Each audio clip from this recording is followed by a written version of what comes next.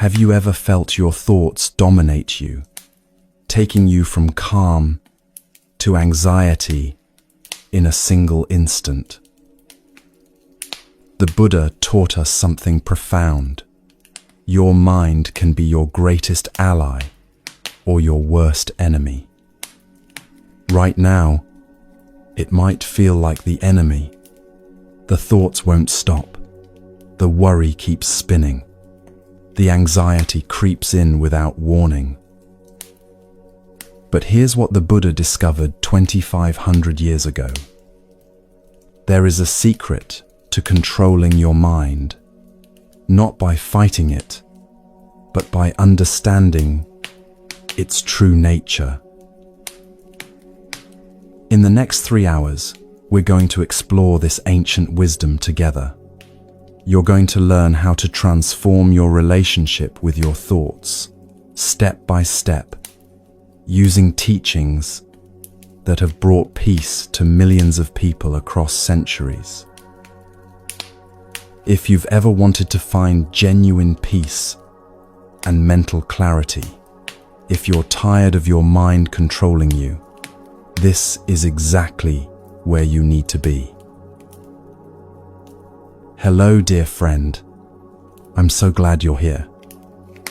If it feels right, share where you're listening from in the comments. We're walking this path together. Now get comfortable. This is your sanctuary for the next 3 hours. Grab a blanket, find your cozier spot. Let yourself settle. Take a deep breath with me. Let's begin.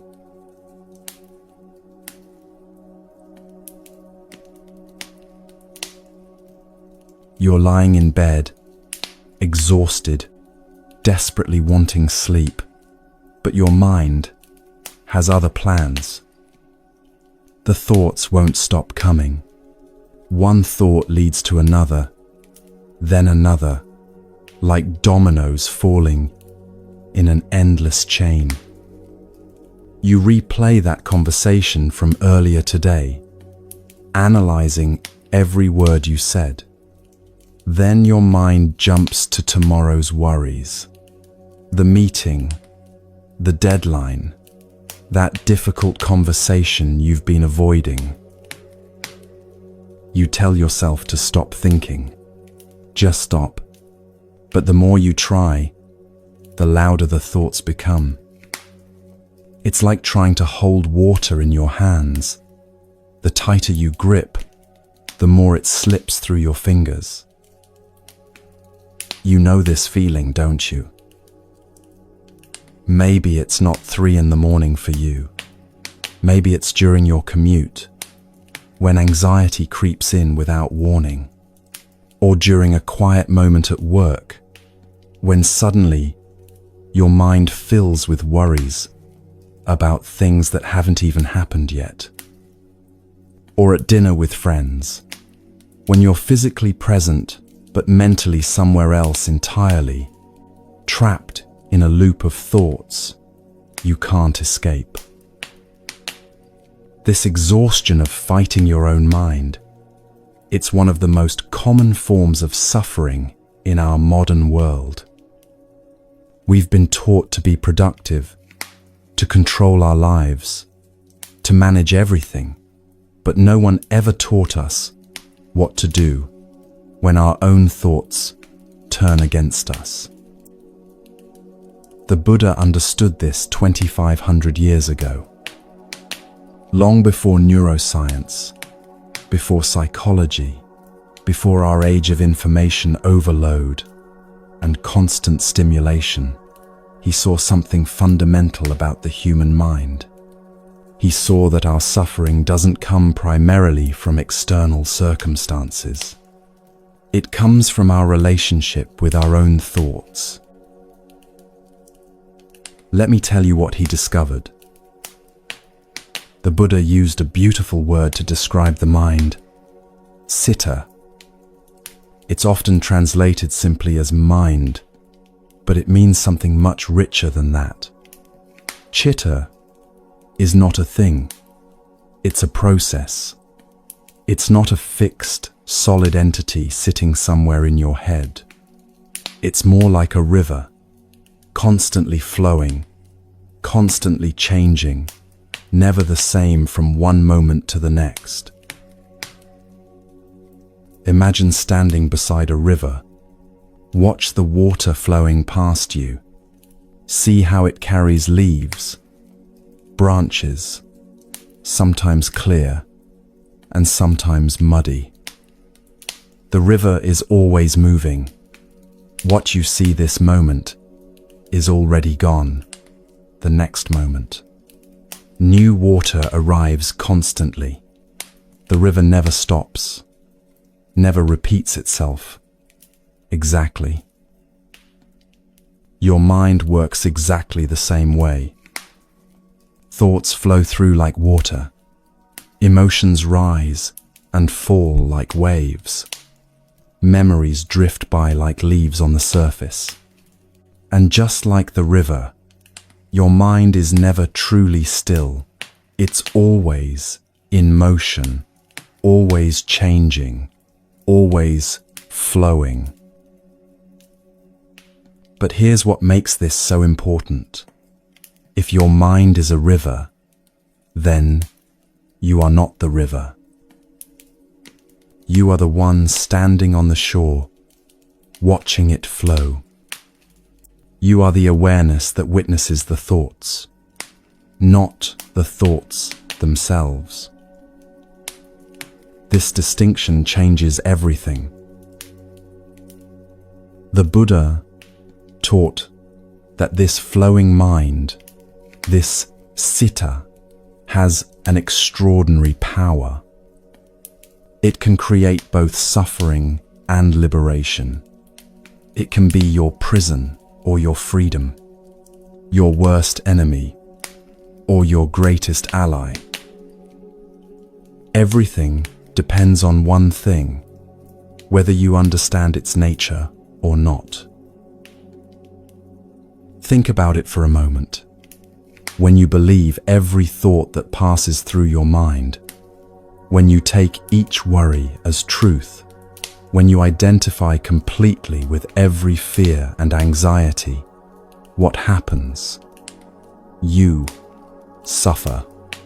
You become trapped in the river, swept away by the current, tumbling over rocks, unable to find solid ground. But when you begin to understand that thoughts are just thoughts, passing phenomena, temporary visitors, waves that rise and fall, something shifts. You find a kind of freedom you didn't know existed. The Buddha gave us another metaphor that's even more beautiful. He said the mind is like the sky. Look up at the sky right now, or imagine it if you can't see it. Some days the sky is completely clear, brilliant blue stretching endlessly, the sun shining bright. Those are the days when your mind feels calm, when thoughts are gentle, when everything seems clear and peaceful. But other days, clouds roll in. Dark, heavy clouds that block out the sun. Storm clouds that bring thunder and lightning. Those are the days when your mind fills with worry, when negative thoughts dominate, when everything feels overwhelming and dark. Here's the profound insight. No matter how dark the clouds become, no matter how fierce the storm, the sky itself never changes. The clouds don't damage the sky. They don't stain it or alter its fundamental nature. They simply pass through. Behind the darkest storm clouds, the clear blue sky is always there, unchanged, untouched, waiting. Your mind works the same way. Your true nature, what the Buddha called your original mind, is like that clear sky. It's naturally spacious, naturally peaceful, naturally clear. But over time, it gets covered by clouds, by what Buddhism calls kilesas, or defilements. These defilements are like layers of dust on a mirror. They're not part of the mirror itself. They're just covering it, obscuring its natural clarity. Greed is one of these clouds. Hatred is another. Delusion, jealousy, anxiety, endless wanting. These are all clouds that obscure your mind's natural clarity. But, and this is crucial, they're not you. They're not your fundamental nature. They're just visitors, temporary phenomena passing through the sky of your awareness. This brings us to one of the Buddha's most important teachings, anicca, or impermanence. Everything changes. Everything. Not just the big things, your circumstances, your relationships, your body as it ages, but also the small things. Every thought that arises will pass away. Every emotion that wells up will eventually subside. Every state of mind, no matter how intense it feels in this moment, is temporary. Right now, you might feel anxious. That anxiety feels solid, real, permanent, like it's always been there and always will be. But if you watch carefully, you'll notice it changes. It gets stronger, then weaker. It shifts and morphs, and eventually it passes, replaced by another thought, another feeling, another state of mind. Nothing stays. Everything flows. This is the nature of reality itself. But why does the mind produce so many thoughts in the first place? Why can't it just be quiet? From a modern scientific perspective, we understand that our brains evolved for survival, not for peace. Our ancestors needed to constantly scan for threats, remember dangers, plan for future challenges. A quiet mind in the wilderness could mean death. So we developed what psychologists call a negativity bias. Our minds naturally focus more on threats and problems than on safety and beauty. The Buddha understood this differently, but his insight aligns remarkably well with modern science. He taught about sankhara, karmic formations, or mental conditioning. These are patterns laid down by past experiences, habits of thinking that become automatic. Every time you think a certain way, you strengthen that neural pathway, that mental habit. Every time you worry, you become better at worrying. Every time you criticize yourself, that voice becomes more automatic. These sankharas are like grooves worn into rock by water flowing over them again and again. At first, the water spreads everywhere, but over time, it carves specific channels, and then it naturally flows in those same patterns. Your mind works the same way. Repeated thoughts become habitual thoughts.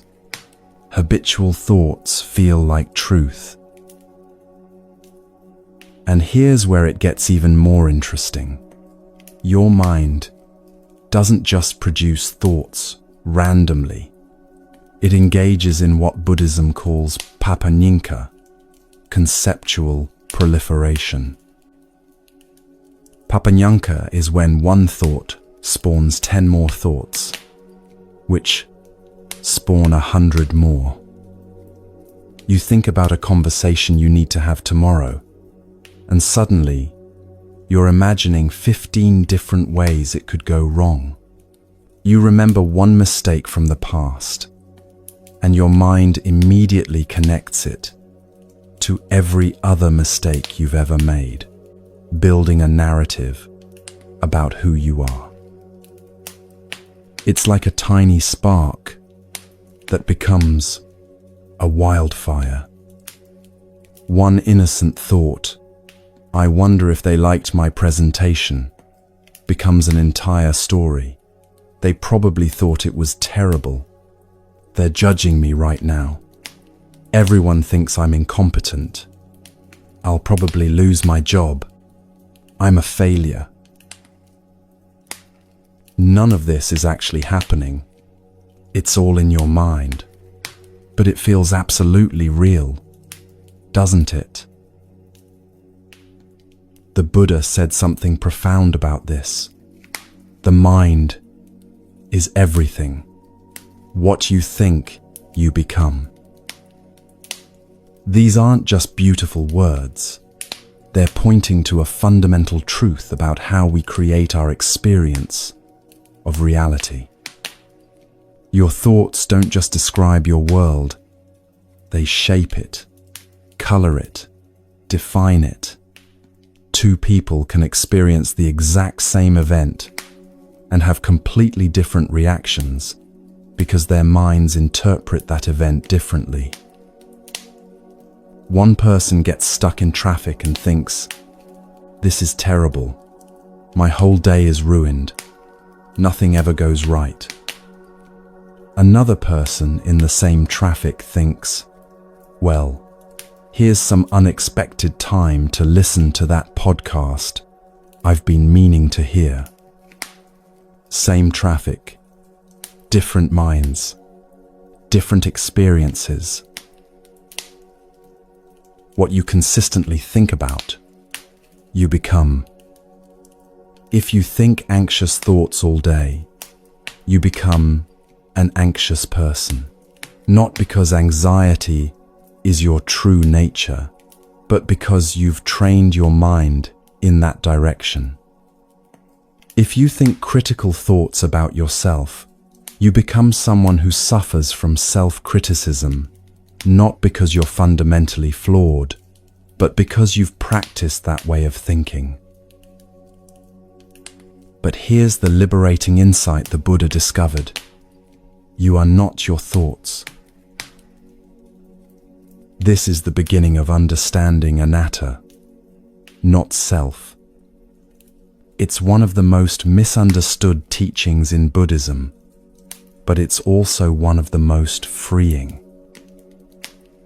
When a thought arises in your mind, let's say a thought like, "I'm not good enough," who is observing that thought? If you were that thought, you couldn't observe it, could you?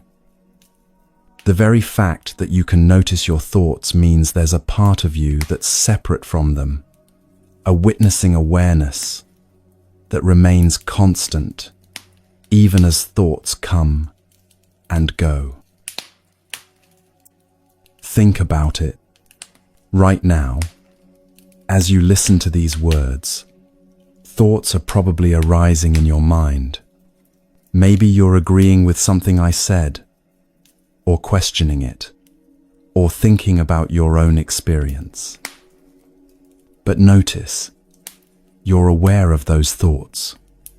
You can observe them happening, which means you can't be the thoughts themselves. This is where so much of our suffering comes from.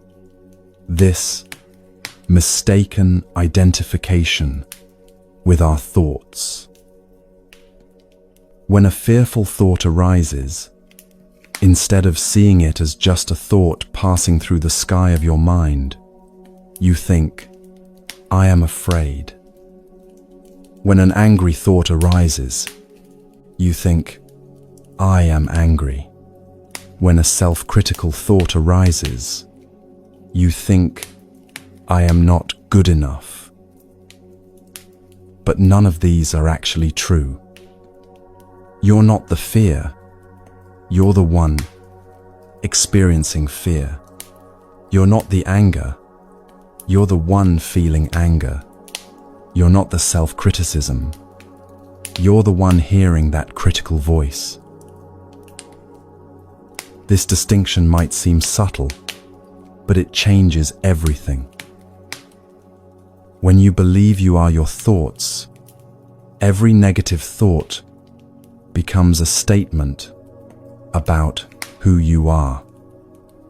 But when you understand that thoughts are just passing phenomena, like weather patterns moving through your mind, you stop taking them so personally. They lose their power to define you. Imagine you're watching a movie. The movie might be scary, sad, or disturbing, but you know it's just a movie. You don't confuse yourself with the characters on screen. You remain seated in your chair, watching, knowing that what's happening on screen isn't happening to you.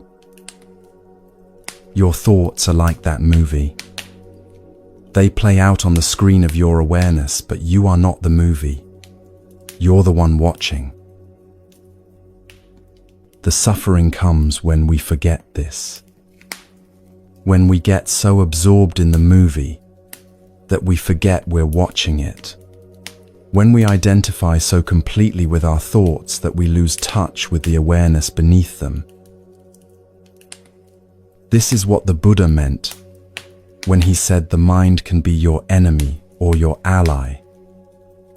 An unexamined mind, a mind you don't understand, will create endless suffering through this misidentification.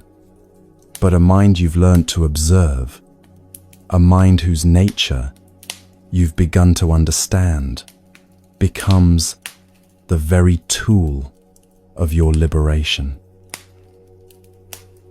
So what if the problem isn't your thoughts at all? What if the problem is your relationship with your thoughts? What if you've been trying to control something that was never meant to be controlled, but rather understood? Right now, take a breath with me. Just one conscious breath. Notice the air entering your body. Notice it leaving.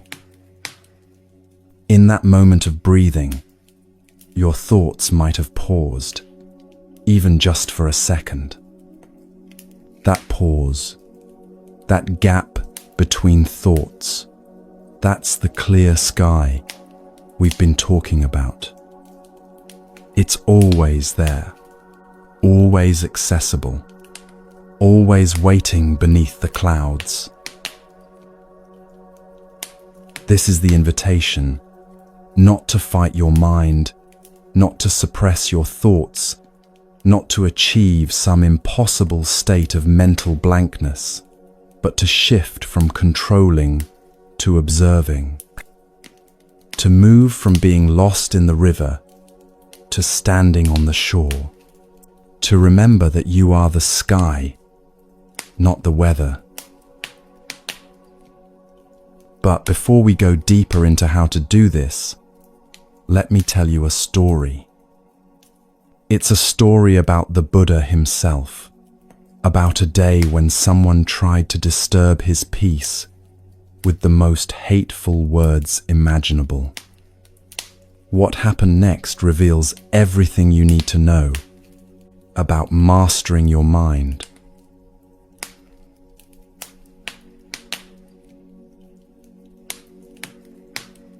It was a bright morning in ancient India, and the Buddha was teaching in a small village near Magadha.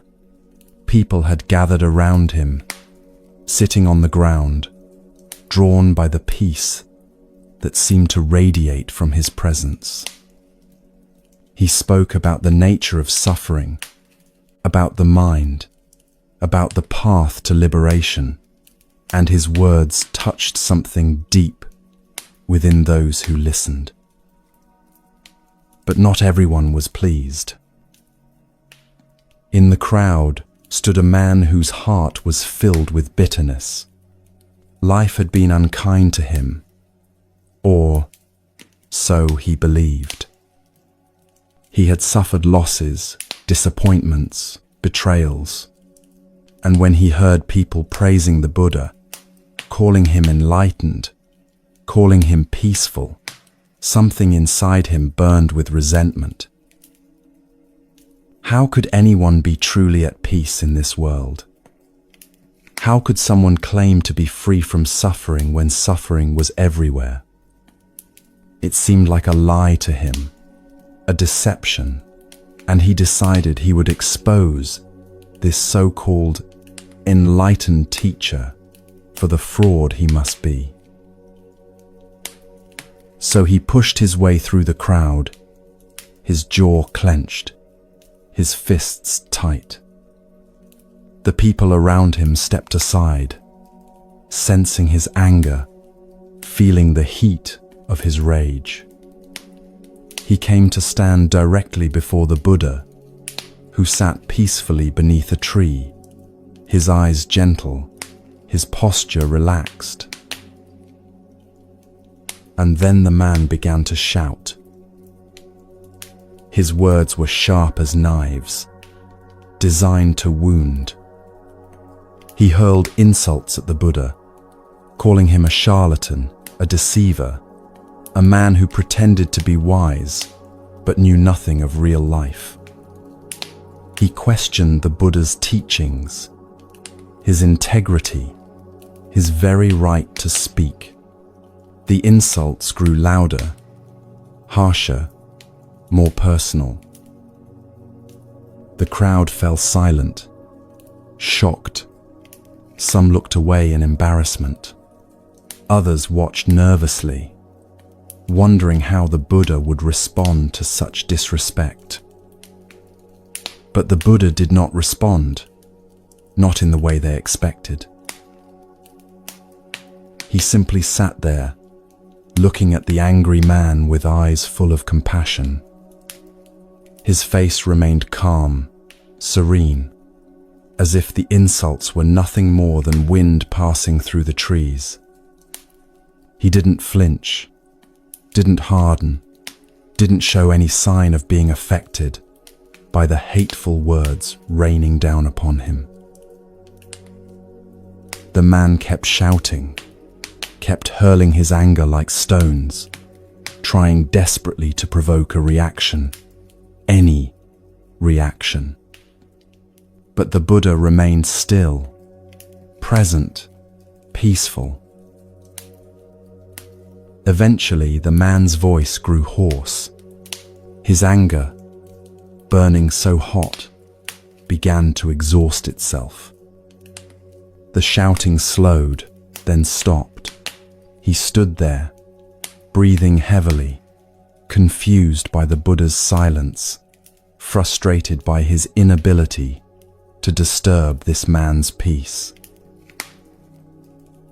And then the Buddha spoke, not with anger, not with defensiveness, but with a gentleness that cut through everything. He said, "Tell me, friend, when someone visits your home, do you offer them food and drink?"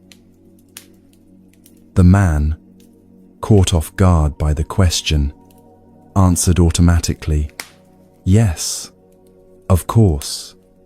That's what any decent person does." The Buddha nodded gently, "And if your guest refuses to accept what you offer, if they decline your food and drink, then to whom does that food and drink belong?" The man frowned, uncertain where this was going. It remains mine, I suppose. If they don't take it, it's still my food. The Buddha smiled, a smile of infinite kindness. Just so, my friend. You have offered me anger, insults, and hatred today, but I do not accept them. I do not take what you have offered. So to whom do those insults belong?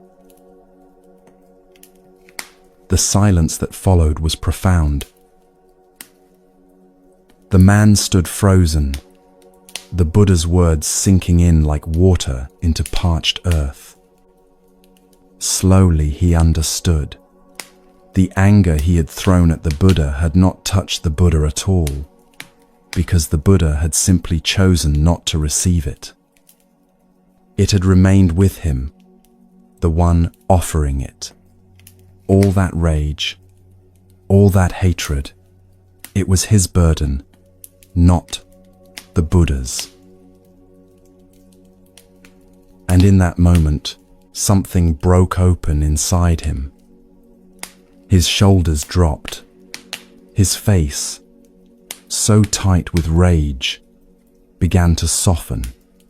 Tears filled his eyes, tears of recognition, of relief, of understanding. He fell to his knees. "Forgive me, teacher," he whispered. "I have lived in darkness for so long. I forgot what light looked like." The Buddha placed a gentle hand on the man's shoulder.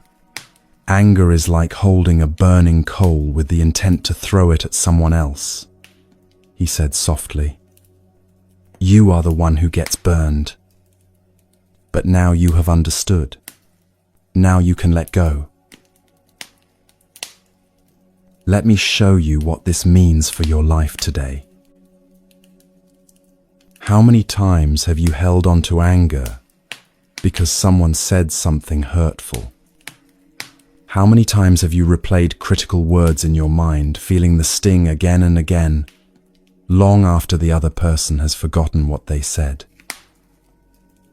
Maybe it's a comment on social media. Someone you don't even know leaves a harsh judgment on something you shared. And even though you tell yourself it doesn't matter, even though you know you should just ignore it, you find yourself thinking about it hours later. Your mind constructs elaborate responses, imagines confrontations, rehearses all the clever things you could have said. Or maybe it's family, words spoken in the heat of an argument that cut deep. You carry them with you for days, weeks, sometimes years. You always, you never, why can't you just? These words become weights you carry, shaping how you see yourself, limiting what you believe you can be. The Buddha's teaching is radical in its simplicity. You can choose not to accept what others throw at you. Not by building walls, not by hardening your heart, not by pretending you don't care, but by understanding that their words, their anger, their criticism only have the power you give them.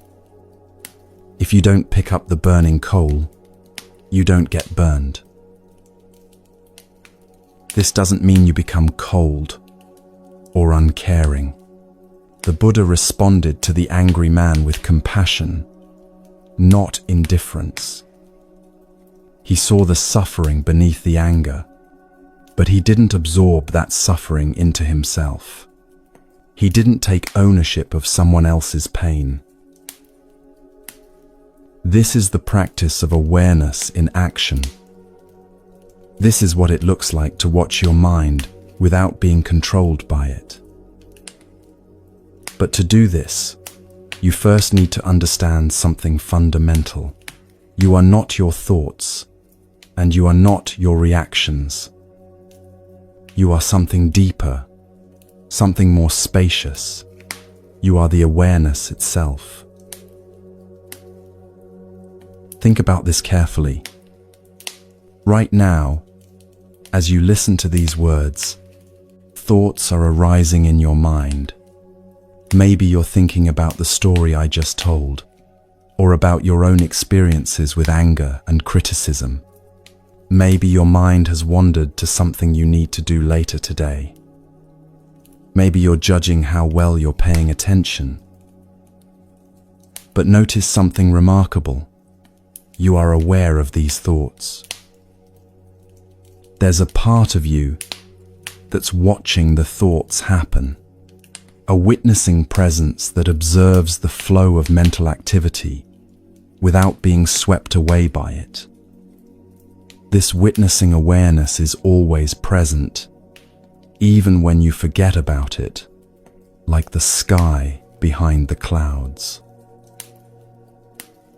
In Buddhism, this is sometimes called bare attention, the simple, direct awareness of what is happening in this moment, without adding judgment or commentary. It's the pure knowing that exists before you label an experience as good or bad, wanted or unwanted. Imagine you're standing by a window, watching the street below. People walk past, some in a hurry, some strolling slowly, some alone, some in groups. You can watch them all without becoming any of them. You're simply the observer, present at the window, witnessing the flow of life. Your thoughts are like those people walking past. Some thoughts rush by quickly, fleeting impressions, random memories. Others walk slowly, heavily, worries that seem to linger, fears that won't leave. But you, the real you, the aware you, you're not those thoughts. You're the one watching them pass.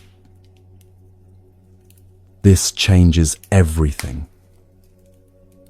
When you understand that you are the sky and not the clouds, you stop fighting the weather. You don't need to push away the dark clouds or cling desperately to the sunny days. You can simply let them be, knowing that weather passes, but the sky remains. The suffering comes when we forget this distinction. When a thought arises, I'm not good enough, instead of seeing it as just a thought passing through the spacious sky of your awareness, you believe it. You become it. You think, I am not good enough. But that's not true. What's true is a thought that says, I'm not good enough, is passing through your awareness right now. That's very different. One is identification. You are the thought. The other is observation. You are witnessing the thought. One leads to suffering. The other leads to freedom. So how do we cultivate this witnessing awareness? How do we remember that we are the sky? This is where the practice of mindfulness, what the Buddha called sati, becomes essential. Sati is often translated as mindfulness, but it means something more specific than just paying attention. It means present moment awareness combined with clear comprehension. It means knowing what's happening while it's happening, without getting lost in it. The Buddha gave us a beautiful tool for developing this awareness: the breath. Your breath is always with you, always in the present moment. You can't breathe yesterday's breath or tomorrow's breath. You can only breathe this breath right now. This makes it the perfect anchor for your attention, a constant reminder of the present moment. The practice is simple, though not always easy. You bring your attention to your breathing. You notice the sensation of air entering your nostrils, cool and fresh. You notice your chest or belly expanding as your lungs fill. You notice the brief pause at the top of the inhale. You notice the exhale, the release, the letting go. This practice is called anapanasati, mindfulness of breathing. It's one of the oldest meditation techniques in Buddhism, taught by the Buddha himself as a direct path to liberation. But here's what makes this practice so powerful. It's not about controlling your breath or making it special in any way. It's about observing it exactly as it is. Natural breathing, natural awareness. You're not trying to breathe deeply or slowly or correctly. You're just noticing the breathing that's already happening. This is what I call friendly noticing. You're not a harsh judge examining your breath to see if it's good enough. You're a gentle friend, simply keeping the breath company, being present with it. And then, inevitably, your mind wanders. This is not a problem. This is not failure. This is exactly what minds do. Remember, the mind is like a river, constantly flowing. It's not meant to be still. So you notice, thinking. That's all. Just a gentle label, acknowledging what's happening. You don't need to judge the thought, analyze it, or make it go away. You simply note it, thinking, and then gently bring your attention back to the breath. Maybe you notice a sound, hearing, or a sensation in your body, feeling, or an emotion rising, sadness, or restlessness. Each time, you're practicing that witnessing awareness we talked about. You're standing on the shore, watching the river flow, instead of being swept away by the current. Here's a beautiful visualization that can help. Imagine your mind is like a gentle stream, and your thoughts are leaves floating on the surface. You're sitting on the bank, watching each leaf drift by. Some leaves are bright green, happy thoughts, pleasant memories. Some are brown and withered, worries, regrets.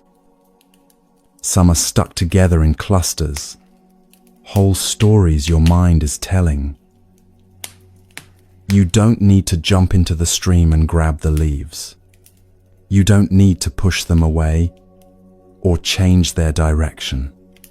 You simply watch them float past, appearing at one bend in the stream, drifting through your field of vision, disappearing around the next bend. Each thought is just another leaf on the water. Notice it, acknowledge it, watch it pass. But let's be honest, sometimes the mind doesn't feel like a gentle stream. Sometimes it feels more like what Buddhism calls the monkey mind. Imagine a monkey swinging through trees, grabbing one branch, immediately letting go, and grabbing another.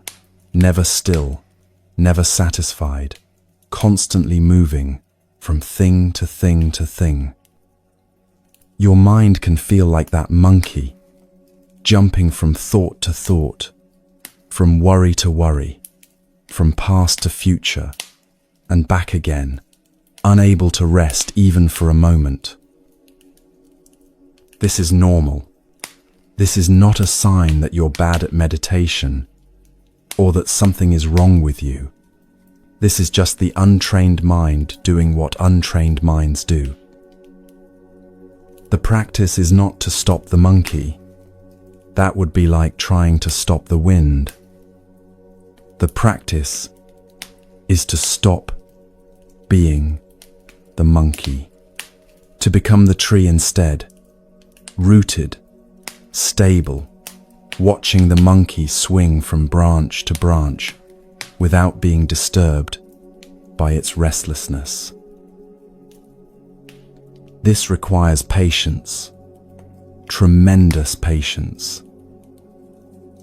Patience with the wandering mind, patience with the constant distractions, patience with yourself when you forget again and again to stay present.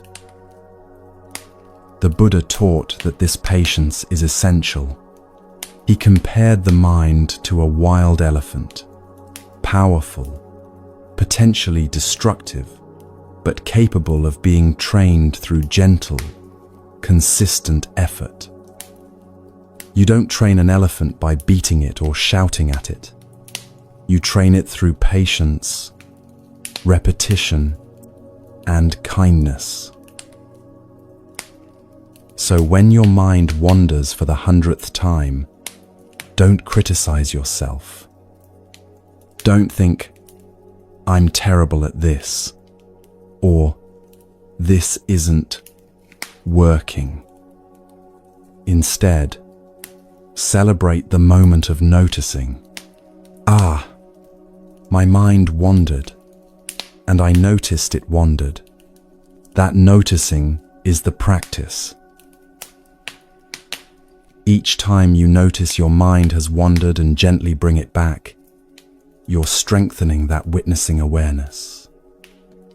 You're training yourself to be the sky instead of the clouds. You're learning to observe rather than identify. This is the practice, returning again and again and again. Not once, not 10 times, but thousands of times. Every time you return, you're deepening the practice. Every time you notice you've been lost in thought and come back to the present moment, you're building the skill of awareness. There's no such thing as a bad meditation. A meditation where your mind wandered constantly is not a failed meditation. It's a successful practice in noticing and returning. A meditation where you felt restless and uncomfortable is not wasted time. It's an opportunity to practice being present with discomfort. The quality of your meditation is not measured by how peaceful you feel or how still your mind becomes. It's measured by your willingness to show up, to observe whatever is present, and to gently return when you've wandered away. Let's take a moment right now to practice together. Bring your attention to your breath, wherever you feel it most clearly, perhaps at your nostrils, or in your chest, or in the rise and fall of your belly. Don't try to change the breath, just notice it as it is. Breathing in, you know you're breathing in. Breathing out, you know you're breathing out. If your mind wanders, that's okay. Simply notice where it went and gently guide your attention back to the breath. One breath at a time, This breath, right now, nothing else matters in this moment. And as you practice this simple act of watching the breath, watching the thoughts, watching the constant flow of experience through your awareness, something begins to loosen. The tight grip you've been holding begins to relax. The need to control everything starts to soften. You begin to discover a kind of peace that doesn't depend on everything being perfect, but comes from simply being present with whatever is. This is the gift of awareness. This is what the Buddha discovered and what he taught for 45 years after his awakening. Not complicated philosophy, not elaborate rituals, just this simple practice of watching your mind with patience and kindness, learning to be the sky instead of the clouds. But awareness alone is not enough, because as you watch your thoughts, you'll begin to notice something, how tightly you hold on to them, how much you identify with them, how difficult it can be to simply let them pass. This is where the next practice becomes essential, the practice of letting go, of non-attachment, of discovering who you really are beneath all the thoughts and stories.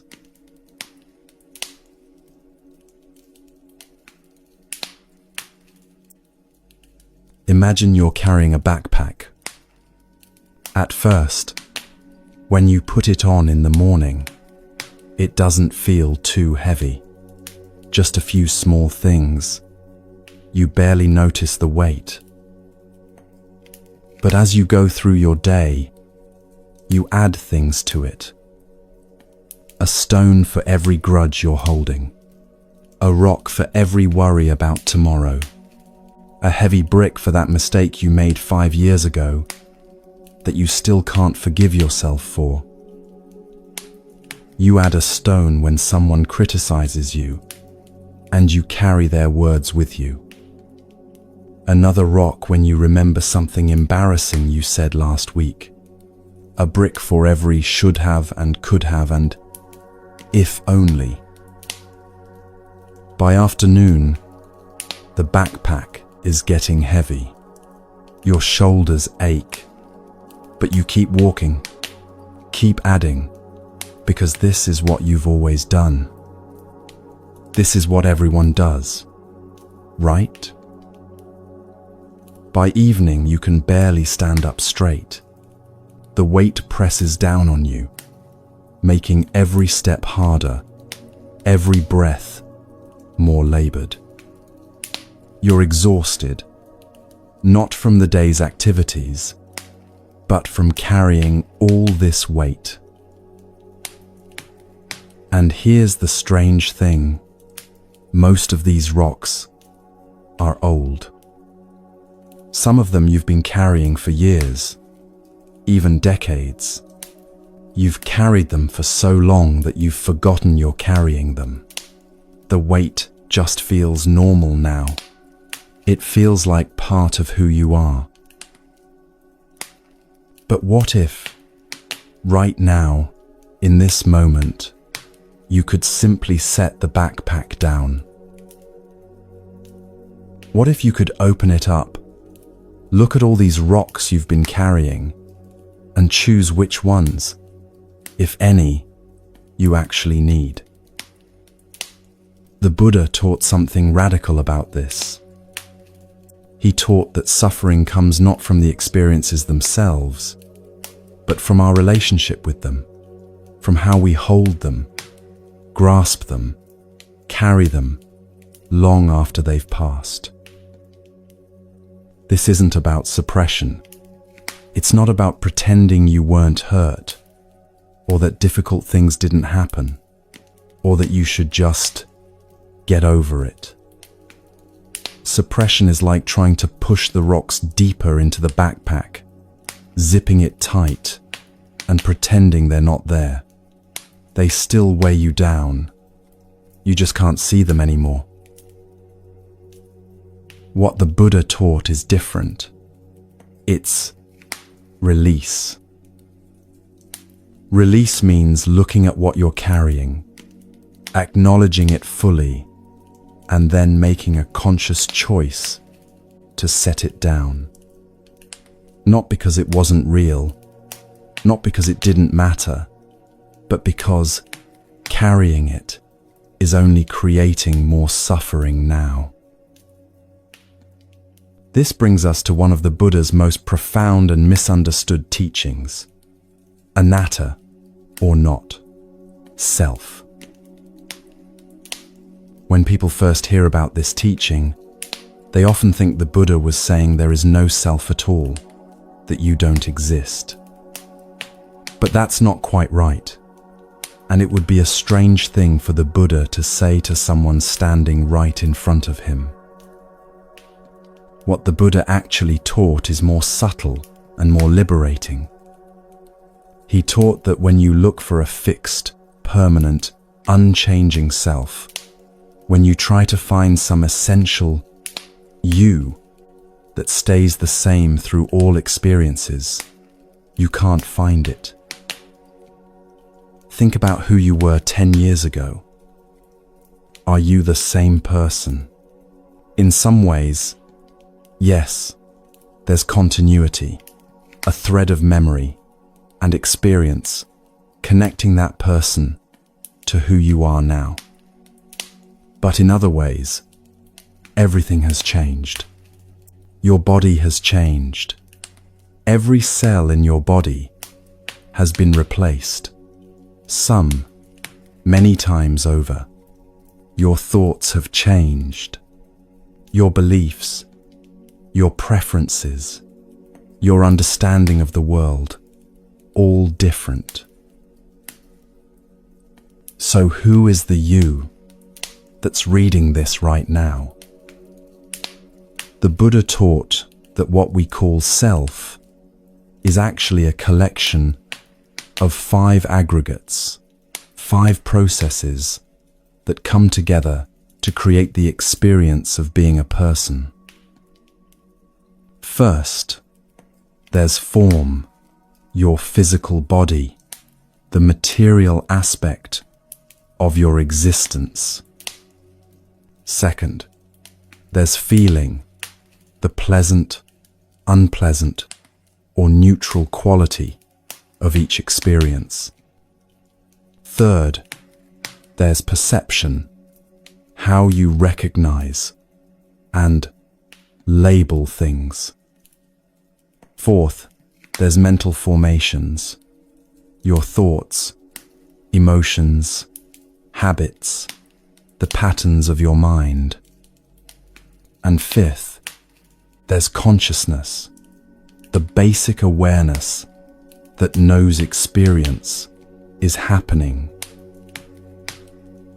These 5 aggregates are constantly changing, constantly flowing, like a river.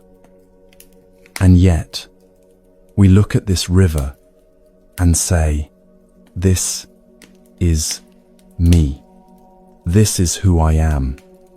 This is my unchanging self. But the Buddha asks, which part is you? Are you your body? Your body changes every moment, breathing, aging, healing, growing. If your body were truly you, then you would change completely every 7 to 10 years when all your cells are replaced. But you still feel like you, don't you? Are you your feelings? Your feelings change constantly. Happy one moment, sad the next, calm, then anxious, then peaceful again. If you were your feelings, you would be a completely different person every hour. Are you your thoughts? We've already explored this. You can observe your thoughts, which means You can't be the thoughts themselves. The observer is always separate from what's being observed. Are you your consciousness? Even consciousness changes. Alert when awake, different in dreams, absent in deep sleep. Which consciousness is the real you? What the Buddha discovered is this: there is no fixed, permanent self to be found anywhere in this flowing river of experience. What we call I or me is more like a verb than a noun, a process happening, not a thing that exists. And here's why this matters, why this teaching is so incredibly liberating. When you believe in a fixed self, you suffer because you try to protect it, defend it, make it permanent. You identify with your thoughts. I am anxious. I am a failure. I am not good enough. And then you suffer because you believe these thoughts define who you truly are. But when you understand anatta, when you see that all these experiences are just passing phenomena, not your essential nature, everything changes. That critical thought that says, "You're not good enough," it's just a thought arising in consciousness. It's not you. It's not the truth about you. It's just weather passing through the sky of your awareness. That anxiety you feel, it's a temporary state, a pattern of energy moving through your body and mind. It's not who you are. You are the awareness that knows anxiety is present. This doesn't mean these experiences aren't real or that they don't matter. They are real, and they do matter, but they don't define you. They don't limit what you can become, because you are not a fixed thing. You're a constantly evolving process. The Buddha said something beautiful that speaks to this. He said, "You yourself, as much as anybody in the entire universe, deserve your love and affection." Notice he didn't say, "Once you fix yourself," or "Once you become worthy," or "Once you stop having negative thoughts." He said you deserve love and affection right now, exactly as you are, because the you that you think needs fixing is just another passing phenomenon. Your true nature, like the clear sky behind the clouds, is already whole. This understanding naturally leads to letting go, to non-attachment. The Buddha gave us a powerful metaphor for this. He said that holding on to anger is like picking up a burning coal with the intention of throwing it at someone else. You are the one who gets burned. But let's extend this metaphor beyond anger. Anytime you grasp tightly to an experience, trying to hold on to pleasure, trying to push away pain, trying to make a temporary state permanent, it's like holding a burning coal. You hold on to a grudge, replaying the hurt over and over, and you're the one who suffers.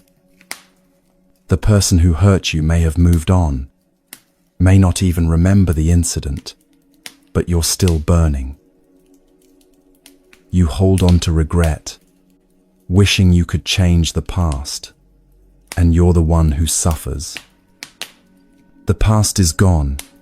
It can't be changed, but you keep holding the hot coal of "if only" and "I should have."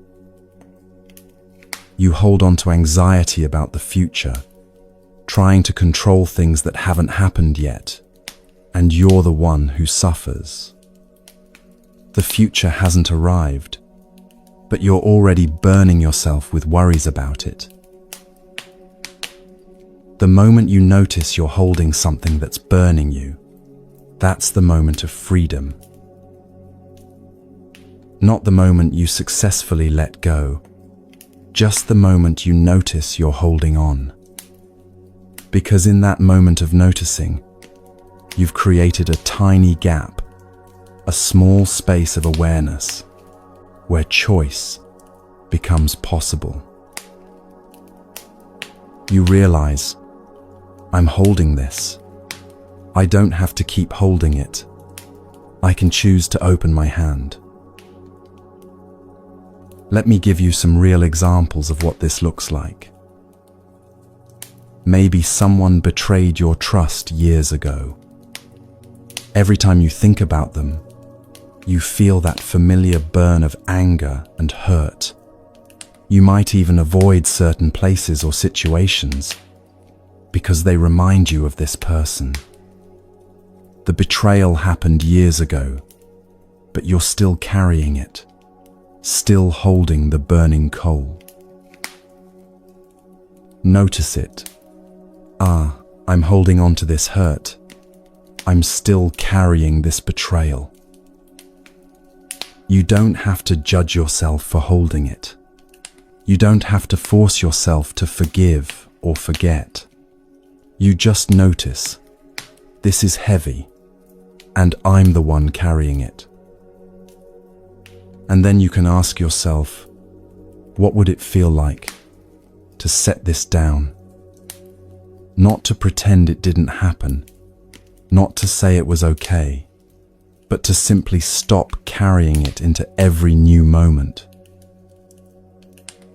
Or maybe you made a mistake, said something you regret, made a choice that hurt someone, failed at something important. And now, months or years later, you're still punishing yourself, still replaying it, still burning with shame or guilt. Notice it. I'm still holding on to this regret. I'm still burning myself with this past mistake. What would it be like to acknowledge that yes, you made a mistake, and also acknowledge that you've already paid for it many times over through your suffering? What would it be like to set down the coal, even if your hand has been clenched around it for so long that opening it feels strange? Or maybe it's not about the past at all. Maybe it's about the future, a constant anxiety about things that might go wrong. You play out scenarios in your mind, trying to prepare for every possibility, trying to control outcomes that are ultimately beyond your control. Notice it. I'm trying to hold on to certainty in an uncertain world. I'm burning myself with worry about what might happen. The choice to open your hand, to let go, doesn't mean you become careless or passive. It means you stop creating additional suffering through the grasping itself. This is what the Buddha called the middle way. Not grasping tightly, but not pushing away either. Not clinging to pleasure, but not running from pain. Just being present with what is, without adding the extra layer of suffering that comes from wanting it to be different. Now, let's be clear about something important. Detachment doesn't mean disconnection. Sometimes people hear about non-attachment and think it means becoming cold, uncaring, emotionally distant. That's not what the Buddha taught. Detachment means you can fully experience something without grasping it. You can love deeply without trying to control or possess. You can feel sadness without becoming sadness. You can appreciate beauty without needing to own it. Think of holding water in your hands. If you hold your hands loosely, cupped gently, you can hold the water. But if you clench your fists tight, trying to possess the water, it slips through your fingers and you lose it all. Non-attachment is like those gently cupped hands, open enough to let things flow naturally, but present enough to fully experience them. In practice, this might look like labeling your experiences with gentle awareness. When a worry arises, that's a worry thought. Not I am worried, but that's a worry thought passing through. When a memory surfaces, that's a memory.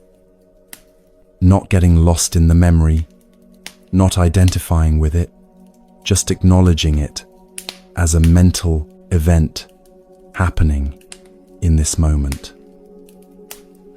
When self-criticism appears, that's the inner critic. Not I'm worthless, but there's that critical voice again. This kind of labeling creates space. It's like taking a step back from the canvas so you can see the whole painting instead of being pressed right up against it. And notice, there's no harshness in this labeling. It's not, ugh, there's that stupid worry again, or I shouldn't be thinking about this. It's simply, there it is, like you're greeting an old acquaintance on the street. Oh, hello again. I see you. This is where self-compassion becomes essential. As you practice non-attachment, you'll notice how often you grasp, how tightly you hold on, how difficult it is to let go. Be gentle with yourself in noticing this. You've been conditioned your whole life to hold on to your identity, your stories, your hurts, your desires. Learning to let go is like learning a new language. It takes time. It takes practice.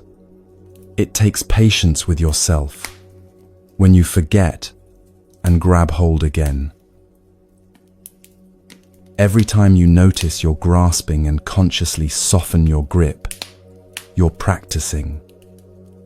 Every time you catch yourself identifying with a thought and gently remind yourself, I'm not this thought, I'm the awareness of this thought, you're practicing. So what remains when you stop grasping? What's left when you set down the backpack? When you open your hand and let the burning coal fall?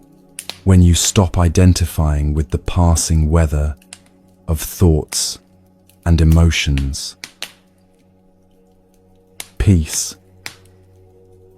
Not the peace that comes from getting everything you want or fixing all your problems.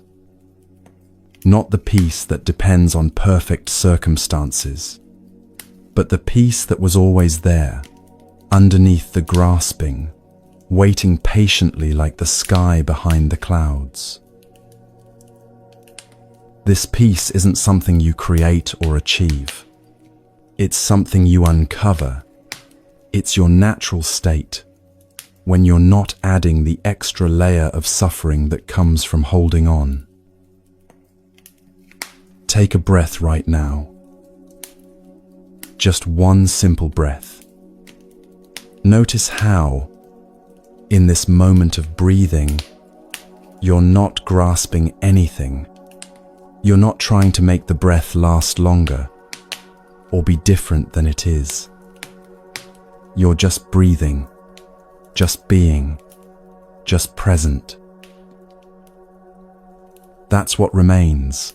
This simple presence, this basic awareness, this quiet peace that doesn't depend on anything being a certain way.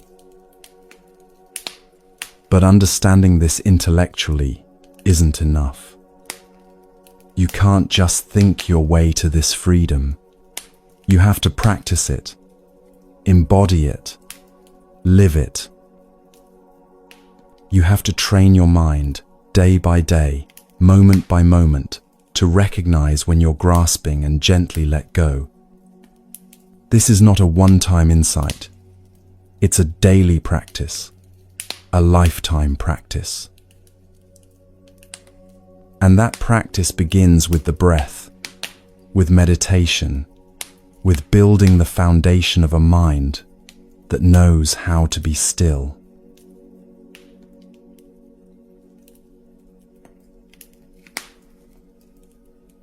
There's a word in Buddhism that's often translated as meditation, but it means something much richer than just sitting quietly with your eyes closed.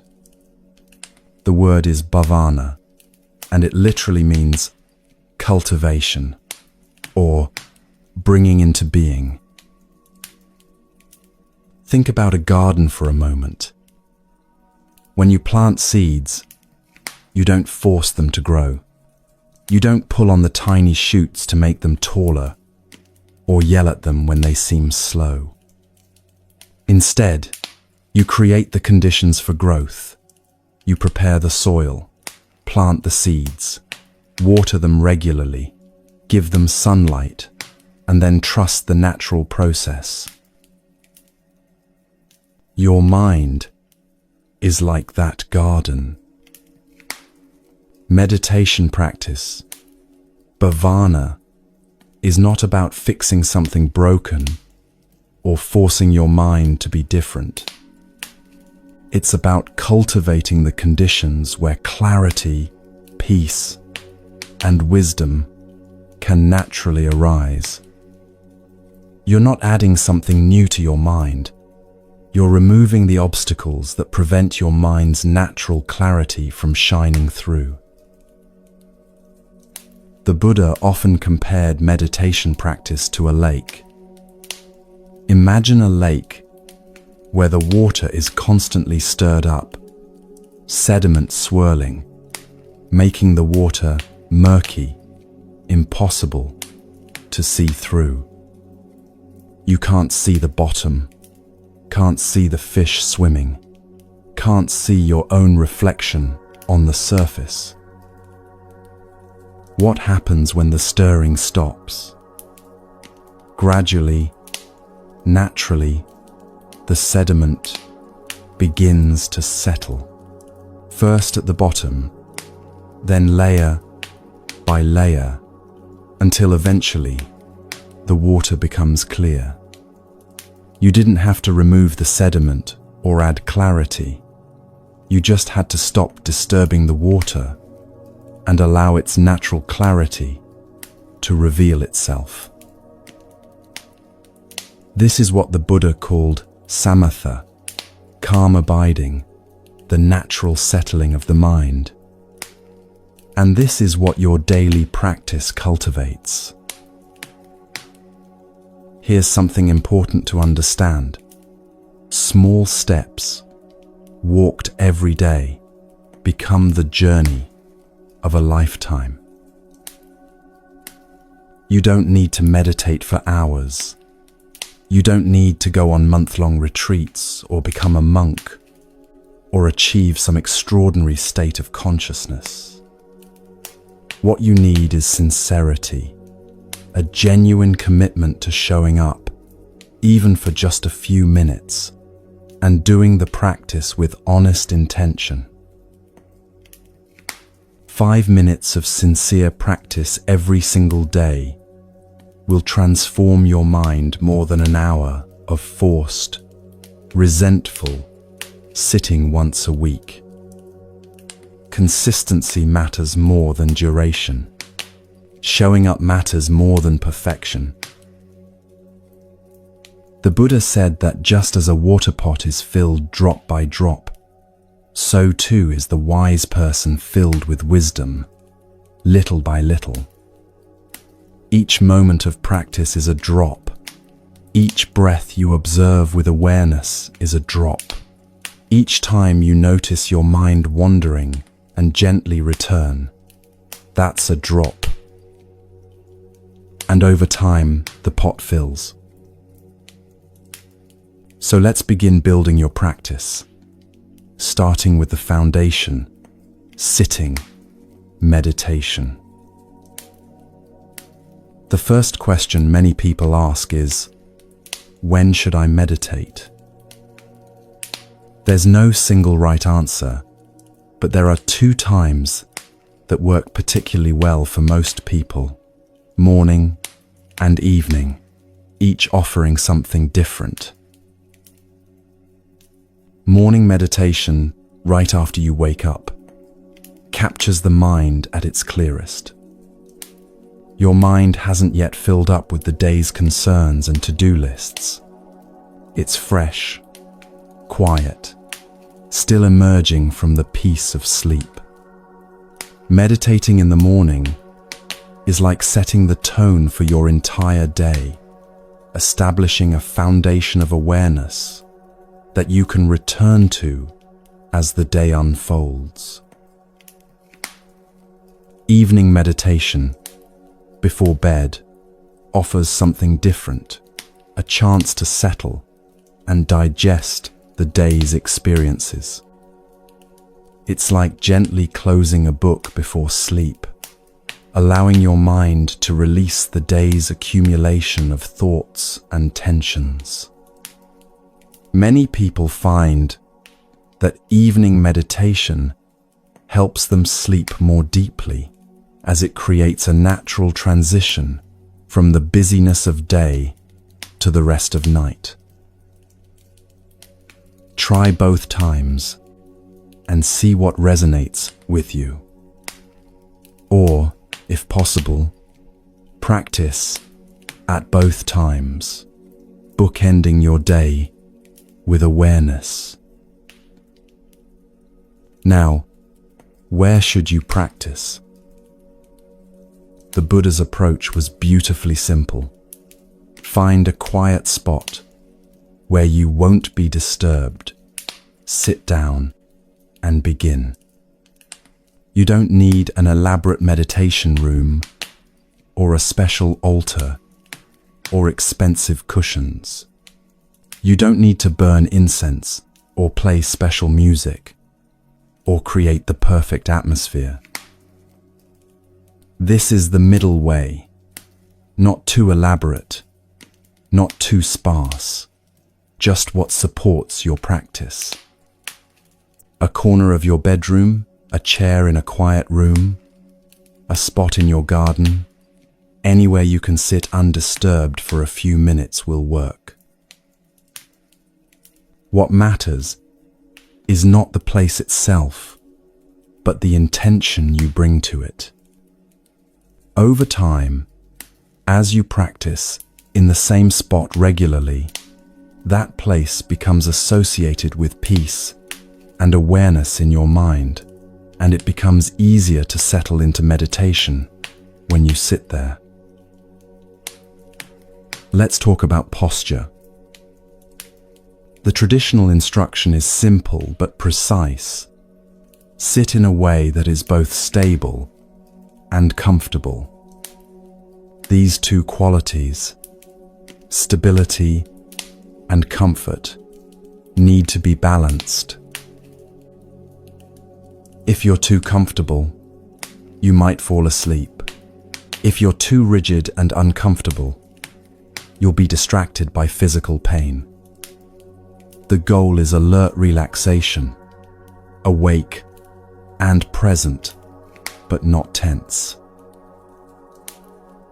You can sit on a cushion on the floor with your legs crossed, or on a meditation bench, or in a chair with your feet flat on the ground. What matters is that your spine is relatively straight, not rigid like a board, but upright, supporting itself with natural curves intact. Imagine a string gently pulling the crown of your head toward the sky, lengthening your spine. Your shoulders are relaxed, dropping naturally. Your hands can rest on your knees or in your lap, whatever feels natural. Your jaw is loose, with a slight space between your teeth. Your eyes can be closed, or if you prefer, open, with a soft, downward gaze. This posture sends a message to your body and mind. I'm awake. I'm present. I'm ready to practice. Now comes the heart of the practice.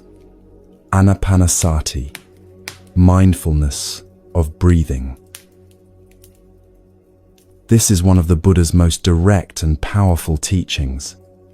Using the breath as an anchor for your attention, a home base to return to again and again. Here's how it works. First, simply notice that you're breathing.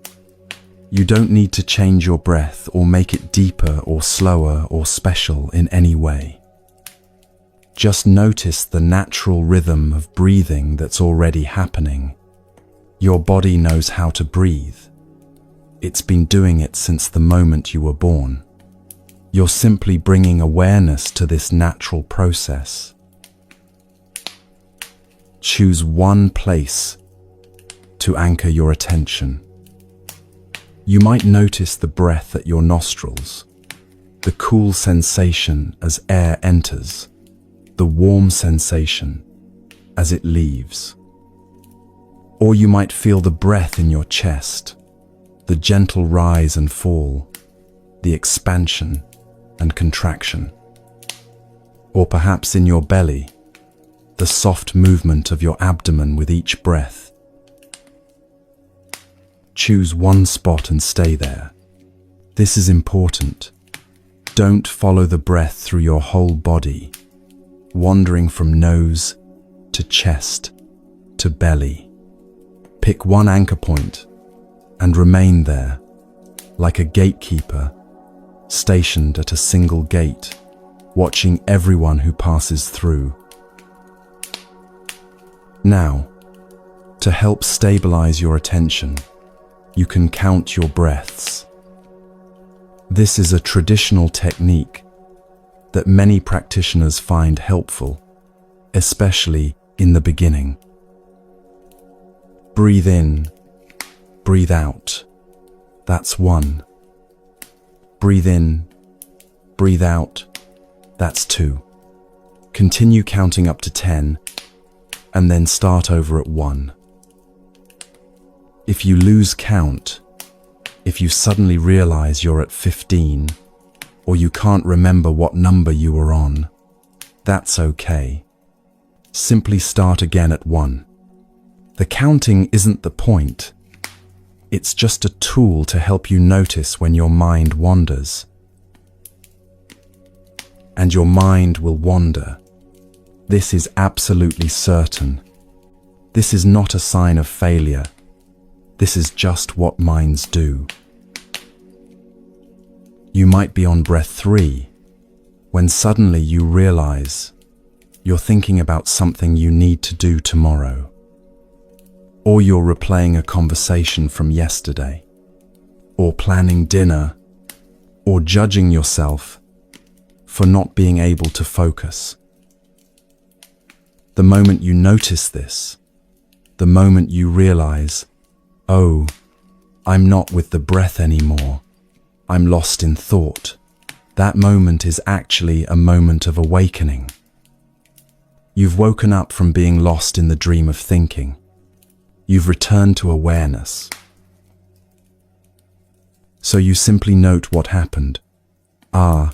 Thinking, or planning, or remembering, and then gently, kindly, without any harshness or judgment, you guide your attention back to the breath. Back to one if you were counting. Back to the sensation at your chosen anchor point. This is the practice. Returning, again and again and again, with patience and kindness. The Buddha once taught a student who was struggling with his monkey mind, that restless, jumping quality of attention that won't stay still. Let me tell you this story. There was a monk who came to the Buddha in frustration. "Teacher," he said, "I've been trying to meditate, but my mind won't cooperate. It jumps everywhere like a wild monkey in the trees. I can't concentrate for even a few breaths before I'm lost in thoughts again. I must be hopeless at this. Maybe meditation just isn't for me." The Buddha smiled with infinite patience. "Tell me," he said, "before you became a monk, what was your occupation?" "I was a musician, teacher," the monk replied. "I played the veena, the stringed instrument." "Ah," said the Buddha, "and when you were learning to play the veena, did you become a master immediately?" "No, of course not," the monk said. "It took years of practice. At first, my fingers didn't know where to go. The notes sounded wrong. I couldn't keep rhythm. But I practiced every day, and gradually I improved."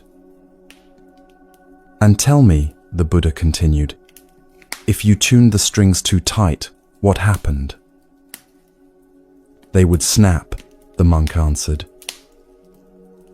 "And if you made them too loose?" "The instrument wouldn't make any sound. The notes would be flat and lifeless." The Buddha nodded. Just so with meditation practice. If you try too hard, if you force your mind with harsh discipline and self-criticism, you'll break, you'll become discouraged and want to give up. But if you're too loose, too casual, without genuine effort, nothing will develop. The strings must be tuned just right, not too tight, not too loose. Patient effort, consistent practice, gentle persistence. This is how the mind becomes calm. The monk bowed deeply, understanding flooding through him. From that day forward, he practiced with patience, adjusting his effort to find that perfect balance, and his meditation deepened naturally, like the lake settling on its own. This is what you're learning to do. Tune the instrument of your attention, finding that middle way between striving and slacking. But meditation doesn't have to be confined to sitting still. The Buddha taught that every moment can become an opportunity for practice, for cultivation of awareness. Walking meditation, what the Buddha called kankama, is one of the most accessible ways to bring meditation into motion. Find a path, maybe 15 or 20 steps long. It could be in your home, in your garden, in a quiet park.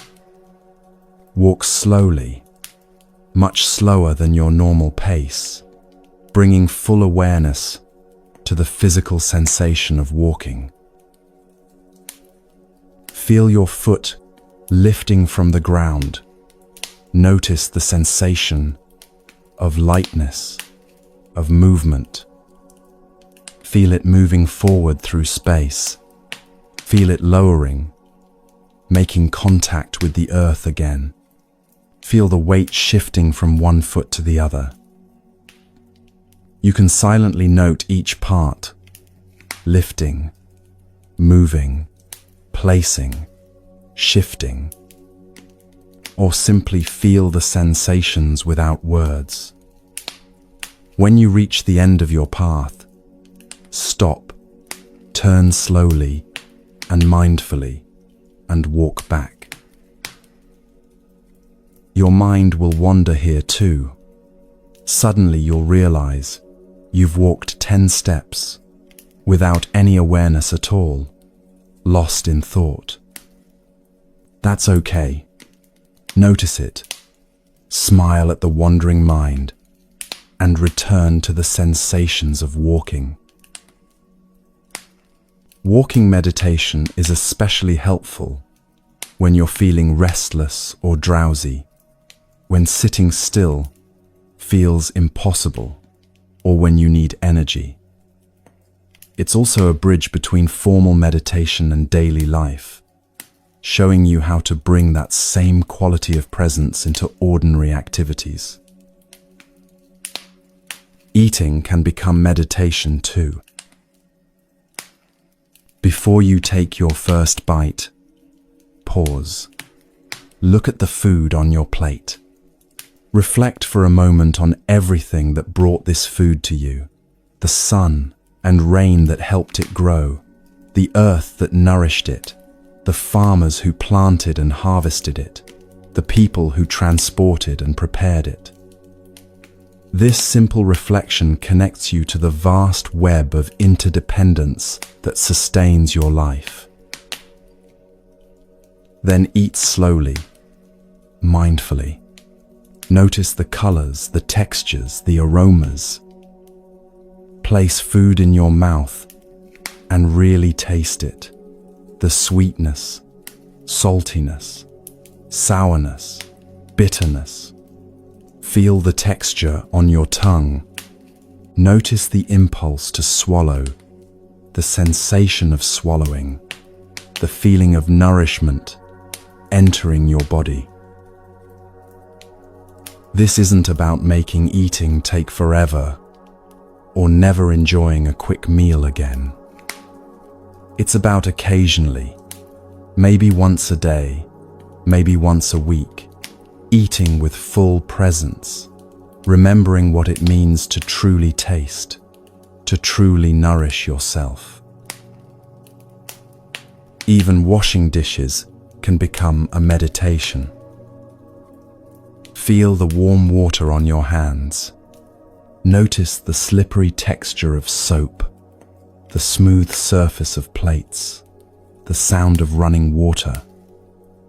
When your mind wanders to planning or worrying, gently return to the simple sensations of washing. Just this dish, just this moment, just this warmth on your hands. The Vietnamese monk Thich Nhat Hanh taught, while washing the dishes, one should only be washing the dishes. Not washing dishes while planning tomorrow. Not washing dishes while replaying yesterday. Just washing dishes, fully present with the task at hand. This is single tasking as meditation, giving your full attention to whatever you're doing in this moment. In our multitasking culture, this itself becomes a radical act of presence. Throughout your day, you can practice sensory awareness. Pause occasionally and simply notice what's here. What do you see? What do you hear? What sensations are present in your body? What smells or tastes? This practice of engaging your senses brings you immediately into the present moment, because the senses only operate now, never in past or future. Now, let's talk about building consistency, because this is where many people struggle. Start small, ridiculously small if necessary. 5 minutes a day is infinitely better than 30 minutes that you never actually do. Many meditation teachers suggest starting with just 5 or 10 minutes of sitting practice, building the habit before extending the duration. Anchor your practice to something you already do every day. Maybe you meditate right after you brush your teeth in the morning, or right before you go to bed at night, or during your lunch break, before you eat. Linking meditation to an existing habit creates a natural reminder and makes it easier to maintain consistency.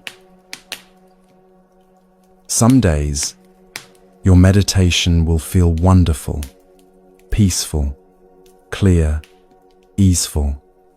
Other days, it will feel like wrestling with a wild animal, restless, uncomfortable, frustrating. Practice anyway.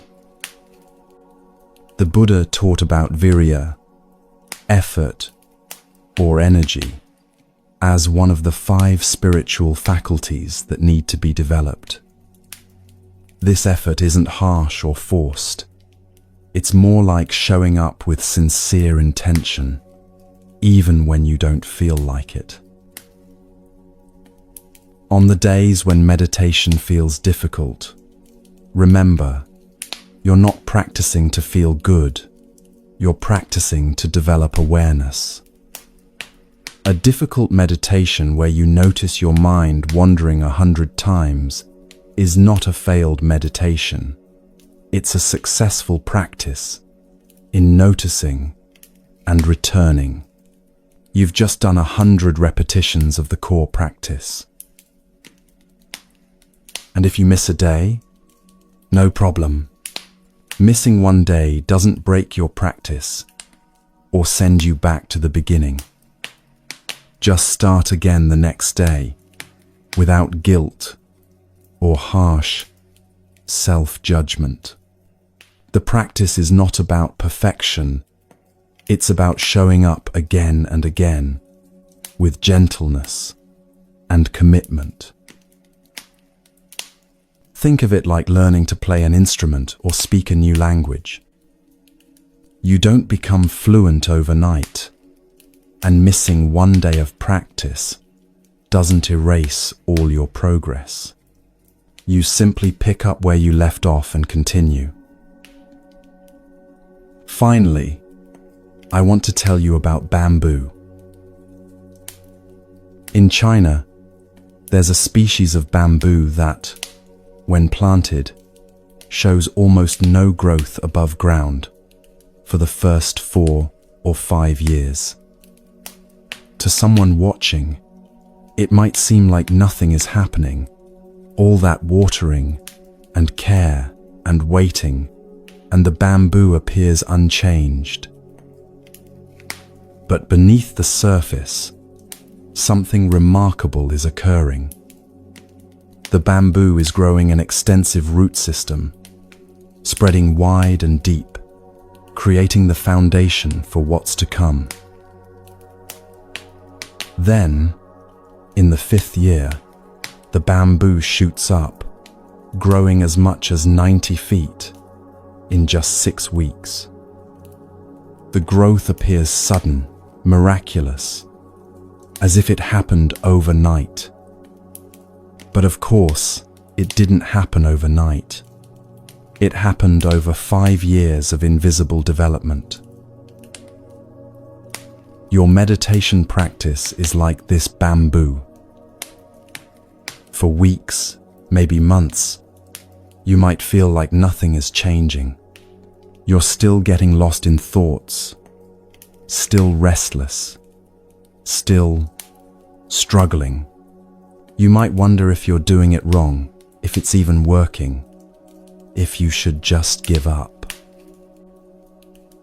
But beneath the surface of your awareness, something profound is happening. Your mind is learning a new way of being. Neural pathways are forming. The capacity for awareness is strengthening. The roots are growing deep. And then one day, not through dramatic effort, not through forcing, you'll notice something has shifted. Maybe you catch yourself before reacting in anger. Maybe you notice anxiety arising, but don't get swept away by it. Maybe you experience a moment of genuine peace that feels different from anything before. The results come slowly, then suddenly, but they come from the daily practice of showing up, watering the bamboo, trusting the process even when you can't see the growth. So be patient with yourself. Trust the practice. Keep showing up, day after day, with whatever time you have, whatever sincerity you can bring. The lake is settling, even when you can't see it yet. The roots are growing deep, preparing for the growth to come. And as your practice deepens, as meditation becomes woven into the fabric of your daily life, you'll need wisdom to carry this peace into the world, to navigate relationships, challenges, and the ordinary difficulties of being human with greater skill and compassion. That's what we'll explore next. How to take this growing awareness and apply it to every aspect of your life, transforming not just your meditation cushion, but your entire way of being in the world.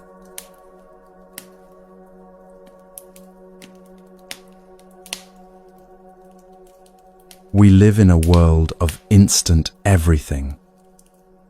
Instant coffee, instant messaging, instant downloads. We can order something online and have it delivered within hours. We can find any answer within seconds. We've become accustomed to immediate results, quick fixes. And so when we turn to meditation, we often bring that same expectation. How long until I feel better? When will I stop feeling anxious?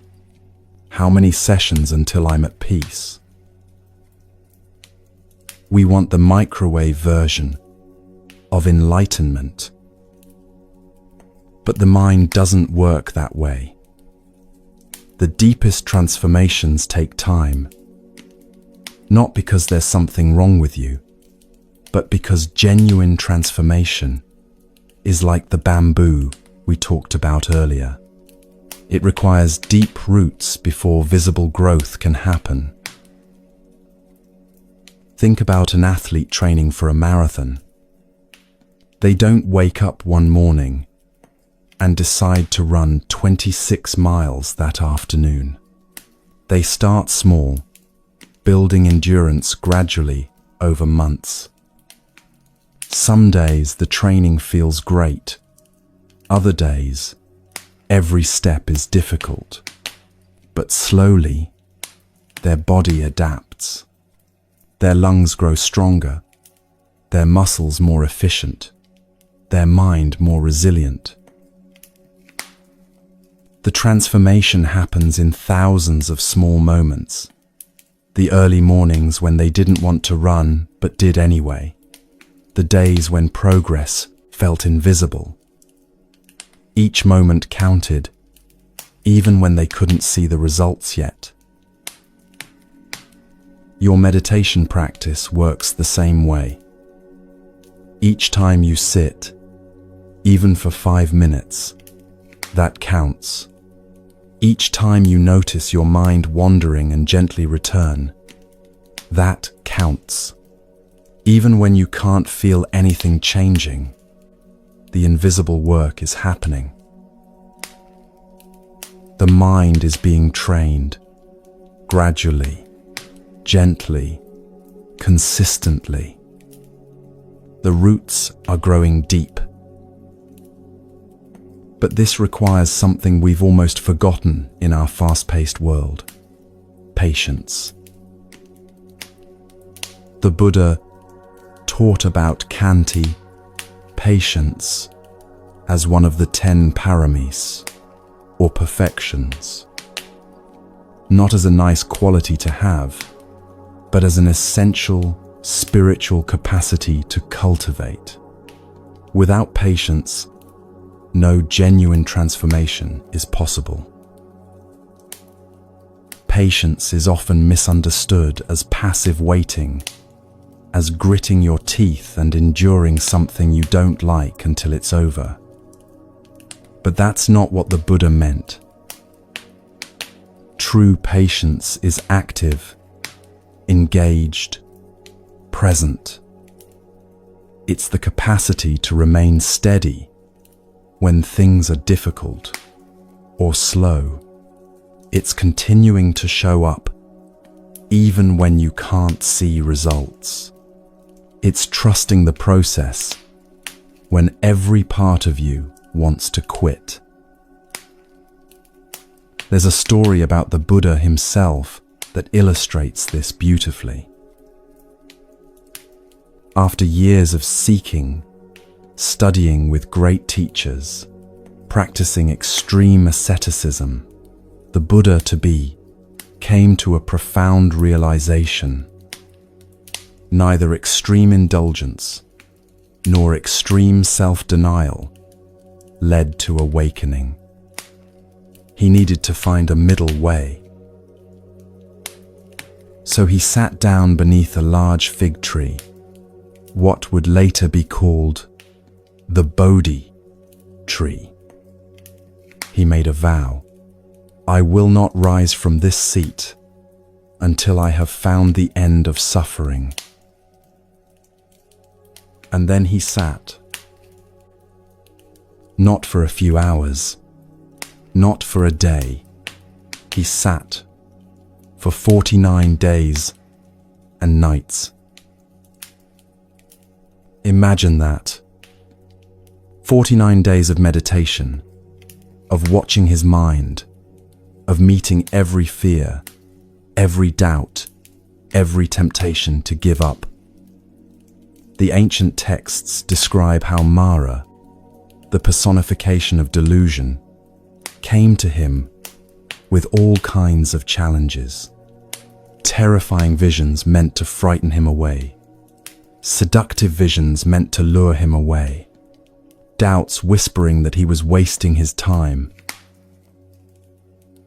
But the Buddha sat with patience, not pushing away the difficulties, not grasping at pleasant states, just remaining steady, present, committed to seeing through to the truth.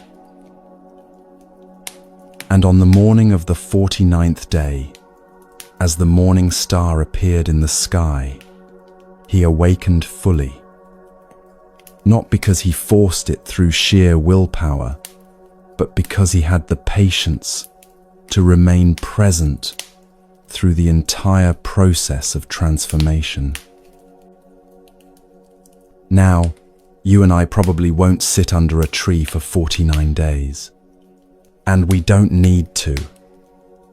But we can learn from this teaching.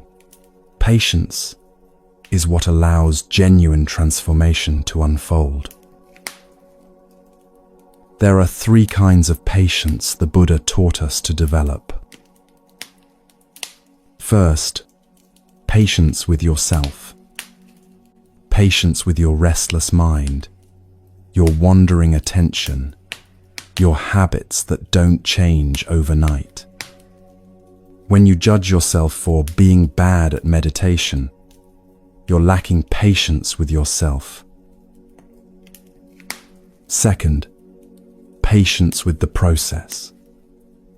Some days meditation feels expansive and peaceful. Other days it feels like sitting with a tornado. Patience with the process means trusting that the practice is working even when you can't see the results.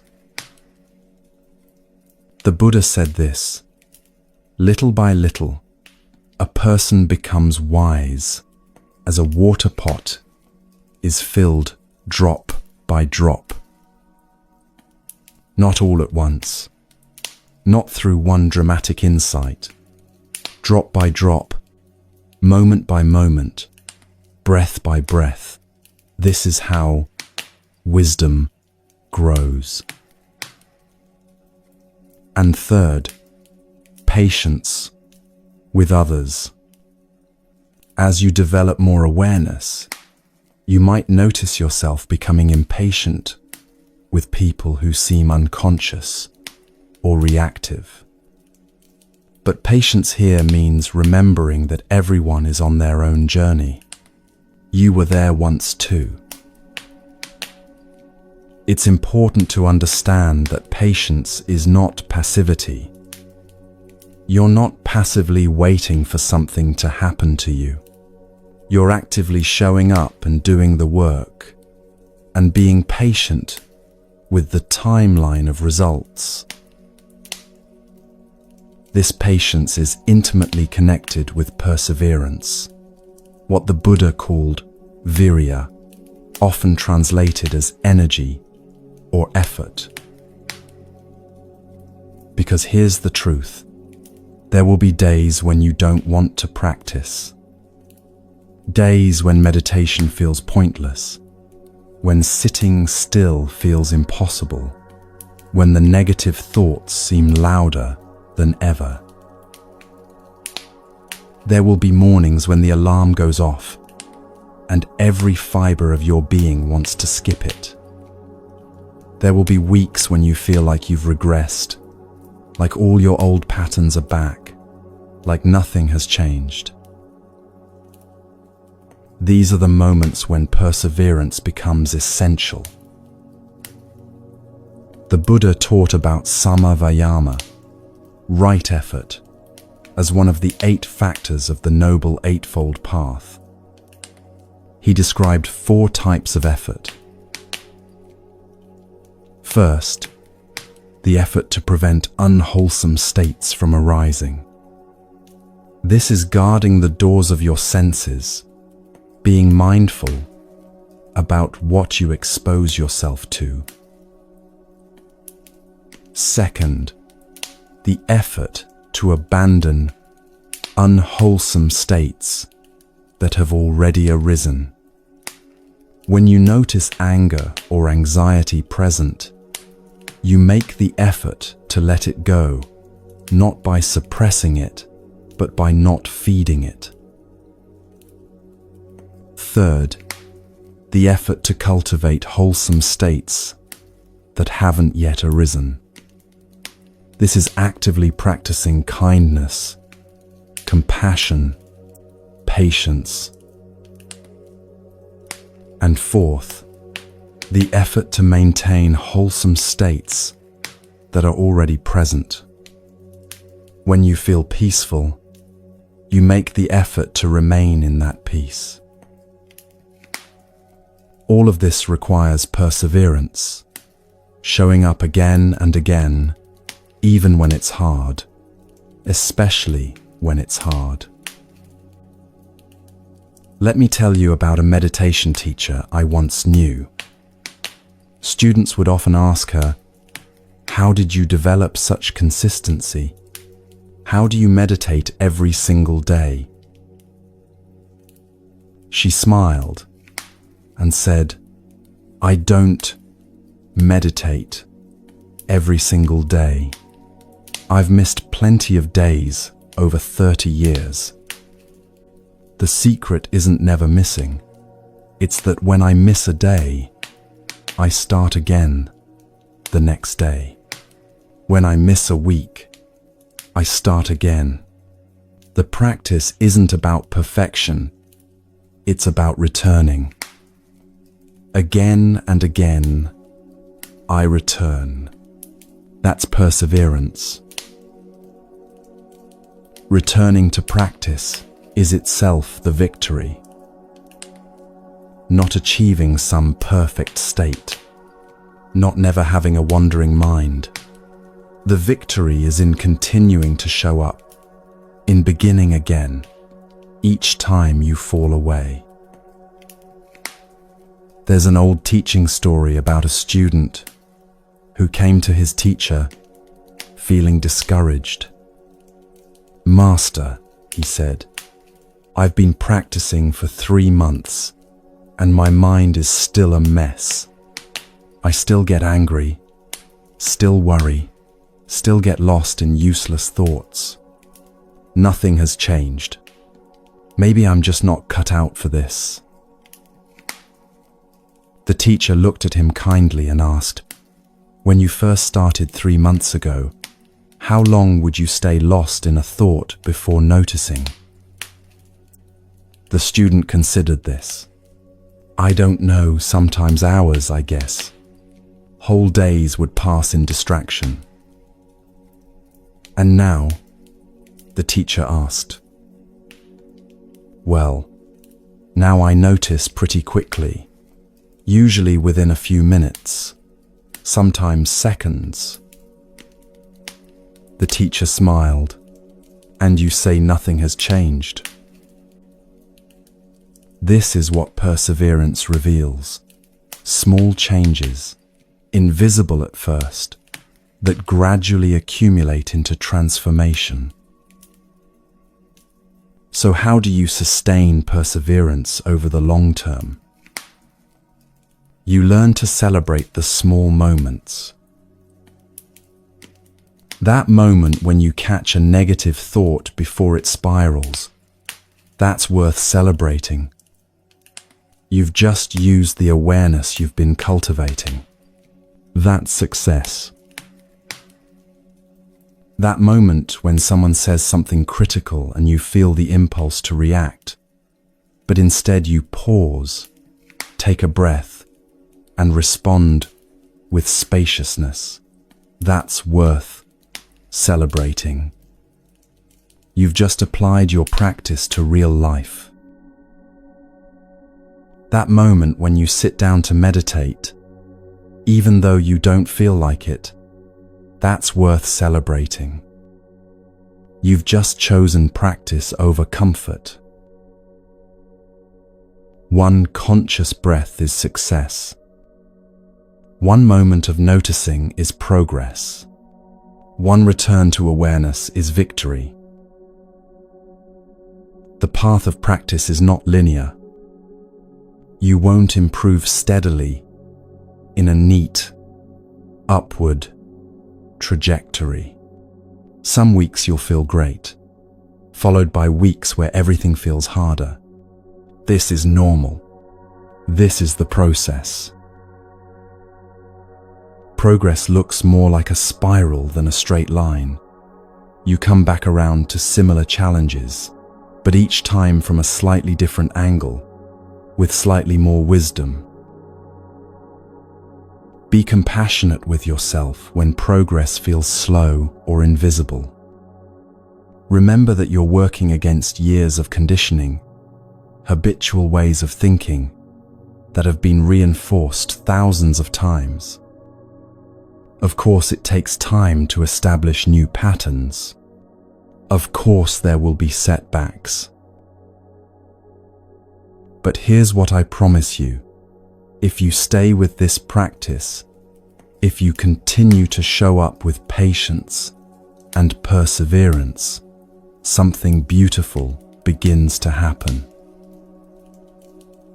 Not all at once, not dramatically, but gradually, naturally, like the sun rising. You'll notice moments of peace, where there used to be only anxiety. Spaces of clarity where there used to be confusion. A capacity to remain steady when things are difficult. A kindness toward yourself that wasn't there before. These moments multiply. These spaces expand. And one day, you'll look back and realize something fundamental has shifted.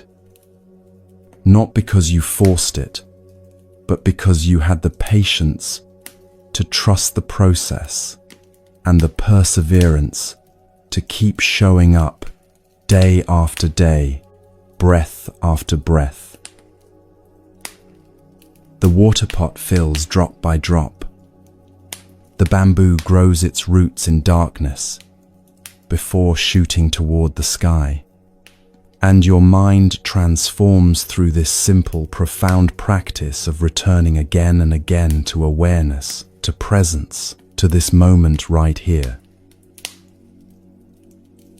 And as you practice this patience with yourself, this gentle perseverance through difficulty, you'll discover something beautiful. This very practice becomes a doorway into gratitude, into appreciating what's already here, into recognizing the preciousness of each moment, even the difficult ones.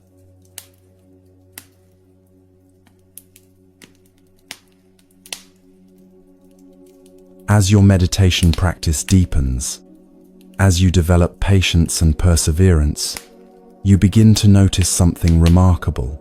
The practice doesn't stay confined to your meditation cushion.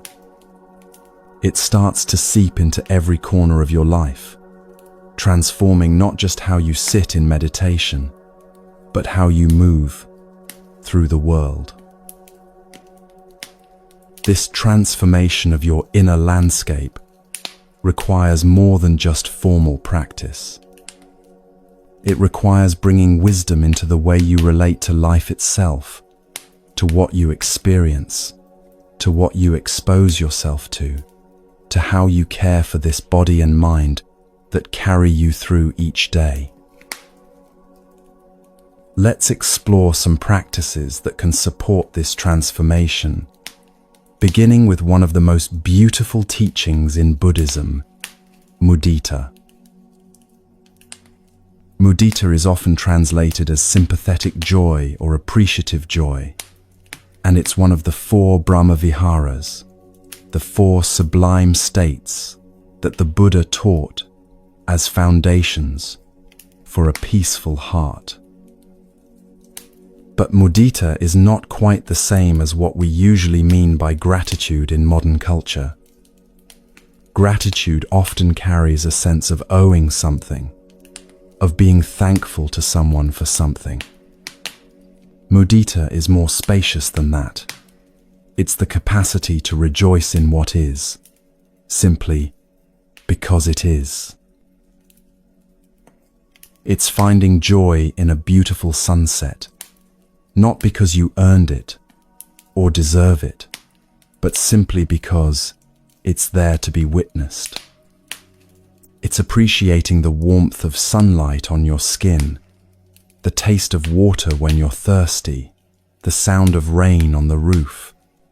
It's rejoicing in the simple fact of being alive, of having this moment exactly as it is. And here's where mudita connects beautifully with the teaching of impermanence. When you truly understand that everything is temporary, that this moment will never come again in exactly this way, each moment becomes infinitely precious. That cup of tea you're drinking, you'll never drink this exact cup of tea again. This breath you're breathing, once it's gone forever, replaced by a new breath. This conversation with a friend, it exists only once, in this unique moment, and then it becomes memory. Impermanence, which can sound sad or depressing at first, actually makes everything sacred. Nothing is ordinary when you realize it's fleeting. Everything deserves your full presence, your appreciation, your joy. You can practice mudita formally as a kind of reflection, not making a list to check off, but sitting quietly and allowing yourself to feel appreciation for what's present in your life. Perhaps you bring to mind 3 things from your day, maybe the way morning light came through your window, or a kind word someone spoke, or the fact that you have food to eat. But instead of just thinking about them, you let yourself actually feel the joy of them. You let that appreciation fill your chest, warm your heart. This isn't forced positivity or pretending everything is perfect. It's training your mind to notice what's good, what's beautiful, what's working, not to deny the difficulties, but to create balance. Because the mind, left untrained, naturally focuses on problems and threats. Mudita gently reorients your attention. But mudita extends beyond appreciation for your own life. It includes rejoicing in the happiness and success of others. This is where mudita becomes revolutionary. In a culture that often breeds comparison and competition, mudita invites you to genuinely celebrate when others do well. When a friend gets a promotion, instead of comparing it to your own career or feeling envious, you practice feeling joy for their joy.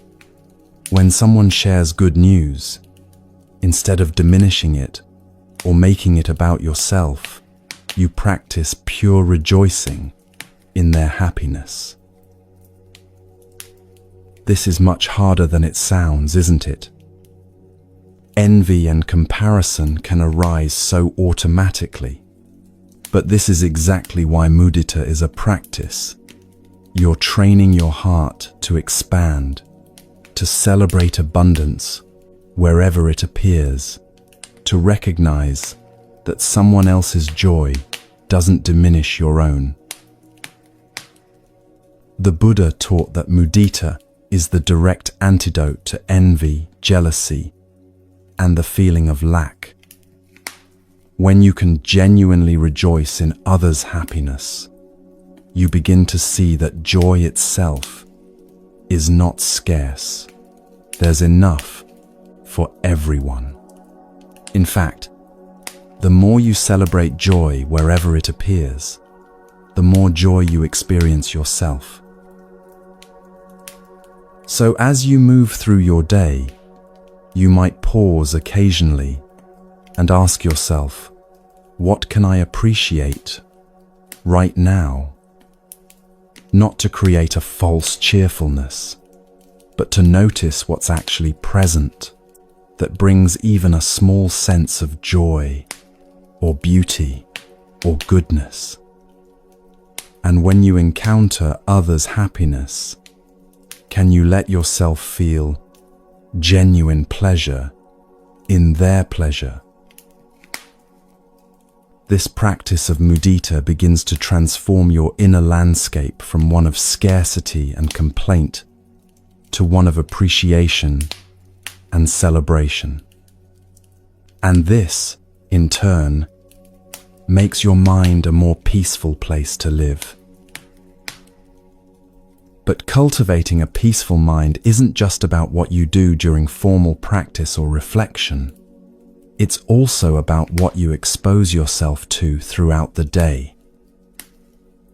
The Buddha taught about indriya samvara, guardianship of the sense doors.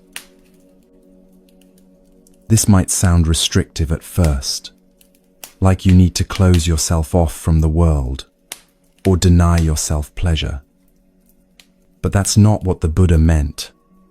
This teaching isn't about deprivation. It's about wisdom, about recognizing that what you expose yourself to shapes your mind. Think of your senses as doors.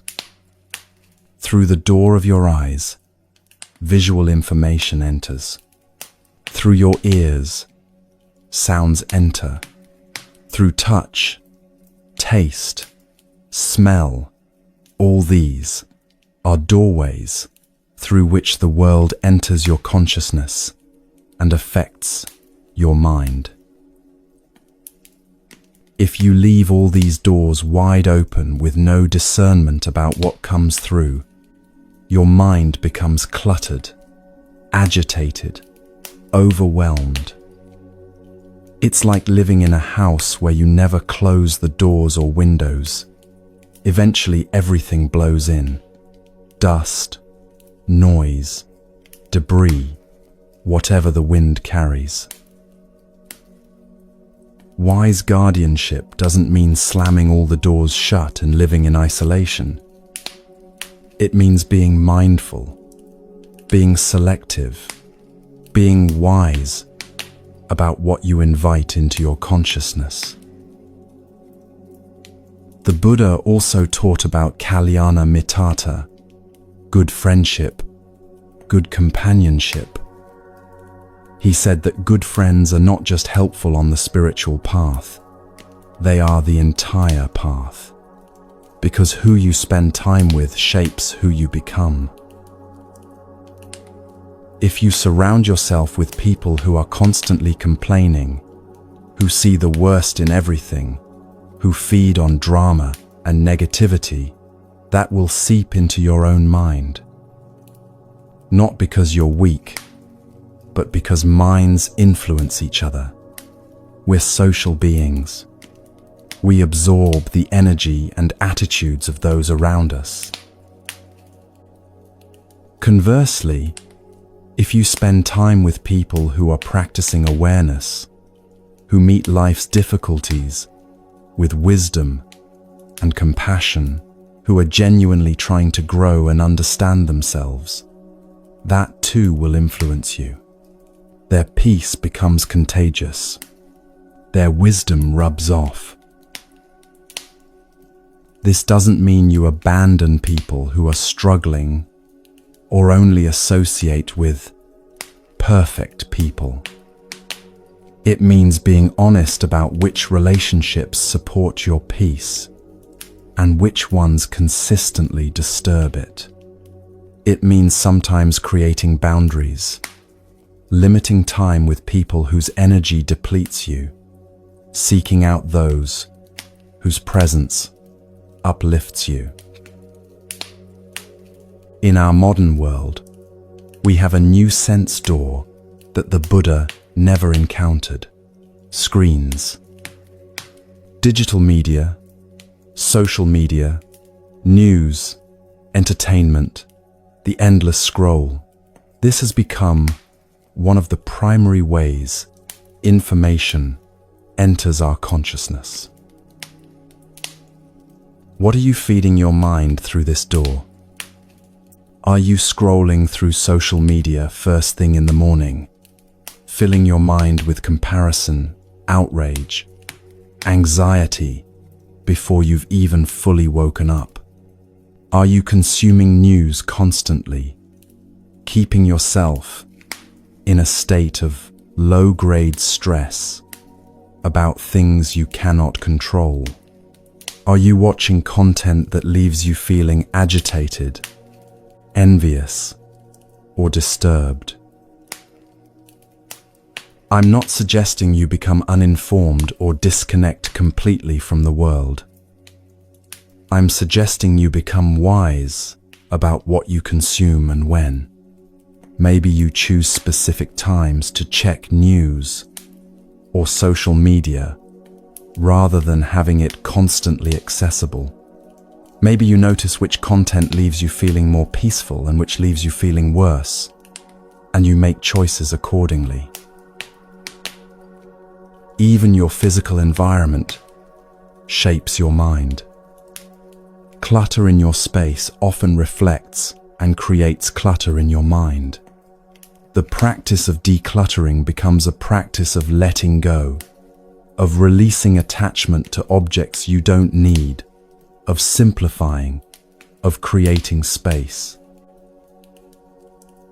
You don't need to become a minimalist or live in an empty room, but notice how you feel in a clean, organized space versus a chaotic, cluttered one. Notice how simplicity in your environment can support clarity in your mind.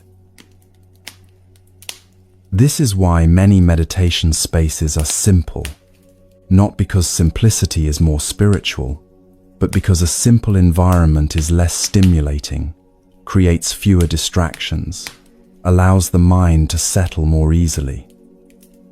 You're not decorating a sacred space with special objects. You're creating space itself, openness, room to breathe.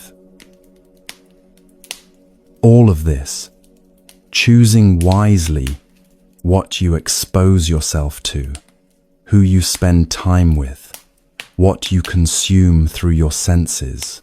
This is the practice of wise guardianship. It's taking responsibility for your mental environment, recognizing that peace isn't just something you cultivate in meditation, but something you protect throughout your day. Now, as you develop this wisdom about what you expose yourself to, you also need wisdom about how you care for this body and mind that carry you through life. The Buddha taught about the middle way, the path between extremes. Before his awakening, he practiced extreme asceticism, depriving his body, pushing himself to the edge of death, believing that enlightenment required suffering. But he discovered that this approach didn't lead to freedom. It just created more suffering, more struggle. He also knew from his early life the other extreme: indulgence, luxury, seeking happiness through pleasure and comfort. And he had seen that this too didn't lead to genuine peace. The middle way is neither punishing yourself nor indulging every desire. It's taking care of this body and mind wisely, recognizing them as the vehicle for your practice, for your life. This means getting adequate rest, not because you're being self-indulgent, but because an exhausted mind cannot practice clearly. It means eating nourishing food, not as a reward or comfort, but as fuel for this body that allows you to practice, to work, to serve. It means setting boundaries when you need them, saying no when you're overwhelmed, taking breaks when you need to recharge. This is part of right livelihood and right action, two aspects of the Noble Eightfold Path. Right livelihood means working in ways that don't harm others and that support your practice. Right action means behaving in ways that create well-being rather than suffering. Both of these include how you treat yourself. If you're constantly exhausted because you never rest, if you're running yourself into the ground, if you're ignoring your body's signals, this isn't noble or spiritual. This is just another form of violence, this time directed at yourself. The Buddha said that the body is the vehicle for awakening. It deserves care, respect, wise attention. Not obsessive care, not vanity, but the simple recognition that this body, for all its impermanence, is what allows you to practice, to grow, to awaken. So you care for it skillfully, getting enough sleep, moving in ways that feel good, eating with awareness, resting when rest is needed. Not as indulgence, but as wisdom, not as self-obsession, but as skillful means to support your practice and your life. This middle way approach extends to everything. You practice seriously, but not grimly. You work diligently, but not obsessively. You care for others, but not at the expense of your own well-being. You're committed to growth, but you're also kind to yourself when you struggle. The middle way is like tuning that instrument the Buddha spoke about. Not too tight, not too loose, but just right for making beautiful music. Now let's get practical with some simple tools you can use throughout your day to bring all of this wisdom into action.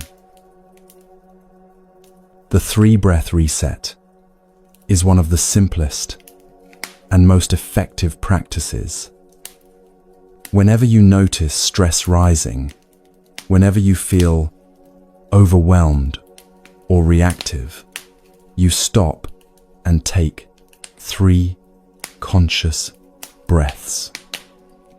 Not deep, controlled breaths necessarily, just 3 breaths where you're fully present with the breathing. This creates a pause between stimulus and response, a gap where choice becomes possible. It interrupts the automatic reactivity and brings you back to this moment, to your body, to presence. You can think of certain moments in your day as mindfulness bells, reminders to check in with yourself. Maybe every time you walk through a doorway, you take 1 conscious breath. Maybe every time your phone rings, before answering, you pause and notice, where is my mind right now? Maybe every time you sit down, you feel your body making contact with the chair. These tiny check-ins throughout the day keep you tethered to awareness instead of living entirely on autopilot. The Buddha taught various contemplations, not affirmations where you repeat positive statements to yourself, but reflections on fundamental truths that reorient your understanding. You might contemplate impermanence. Everything I'm experiencing right now will change. This body will age and eventually cease. Every person I love will eventually die. Every pleasant experience will end. Every difficult experience will also end. This isn't morbid. It's liberating, making each moment precious, helping you hold everything more lightly. You might contemplate interdependence. Nothing exists independently.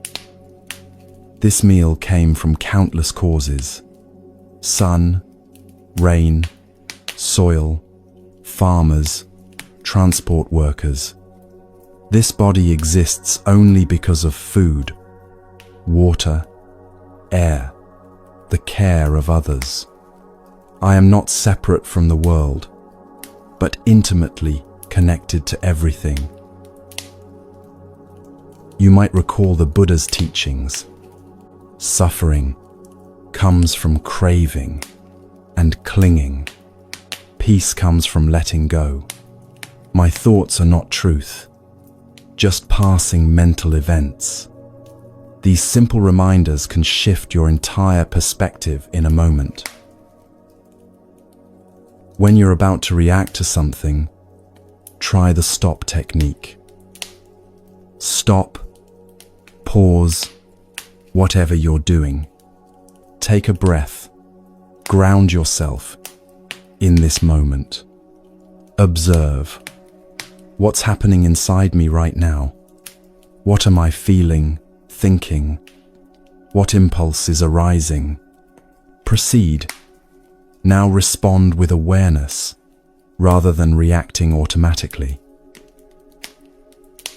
Remember the Buddha and the angry man? When someone criticizes you, you can practice seeing their words as a gift you don't have to accept. You can acknowledge what's useful in their feedback without taking on their anger or judgment as your truth. You can recognize that their words say more about their state of mind than about your worth. Let's say you're stuck in traffic, feeling frustration rising. 3 conscious breaths. Notice the tension in your shoulders. Soften it. Recognize, I cannot control the traffic, but I can control my response to it. Maybe use the time to practice mindfulness of breathing, to listen to something meaningful, to simply be present without resistance. Or someone at work speaks to you dismissively, and you feel anger flashing up. STOP technique. Pause before responding. Take a breath. Observe the anger without acting on it. Then respond, maybe calmly addressing the behavior, maybe choosing not to engage, but responding from awareness, rather than reacting from anger. These practices transform your inner landscape because they change your relationship with experience itself. Instead of being at the mercy of circumstances, buffeted by every change, you become the stable awareness that can hold all of it with wisdom and compassion. But there's one more essential practice we need to explore, perhaps the most important of all, and that's how you speak to yourself, how you hold yourself when things are difficult, how you cultivate the kind of compassion that starts with your own heart.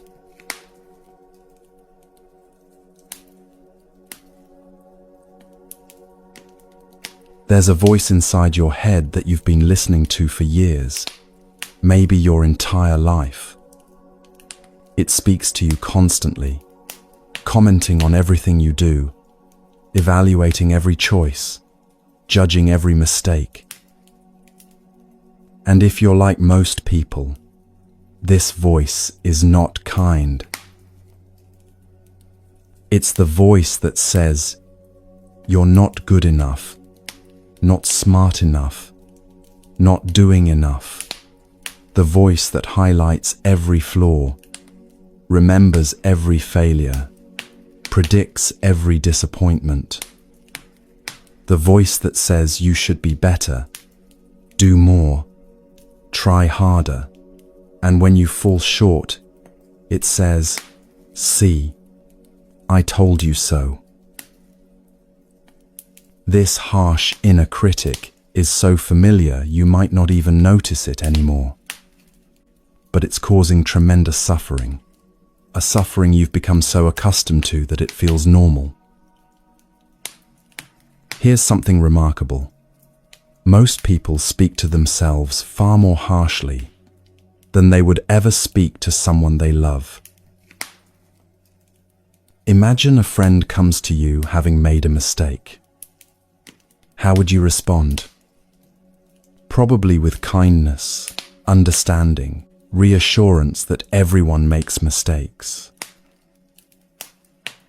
Now imagine you make the same mistake. How does your inner voice respond? You idiot. How could you be so careless? You always mess things up. This double standard is almost universal. We extend compassion to others while withholding it from ourselves. We understand that others are human, imperfect, doing their best, but we expect perfection from ourselves. Why? Sometimes we believe that being harsh will motivate us to improve. We think that if we're too kind to ourselves, we'll become lazy. We think self-criticism is necessary for growth. But the Buddha knew this wasn't true. Harsh self-judgment doesn't motivate change. It creates shame, which actually makes change harder.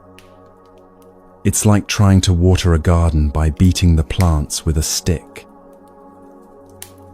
The Buddha taught something radical. You, yourself, as much as anybody in the entire universe, deserve your love and affection.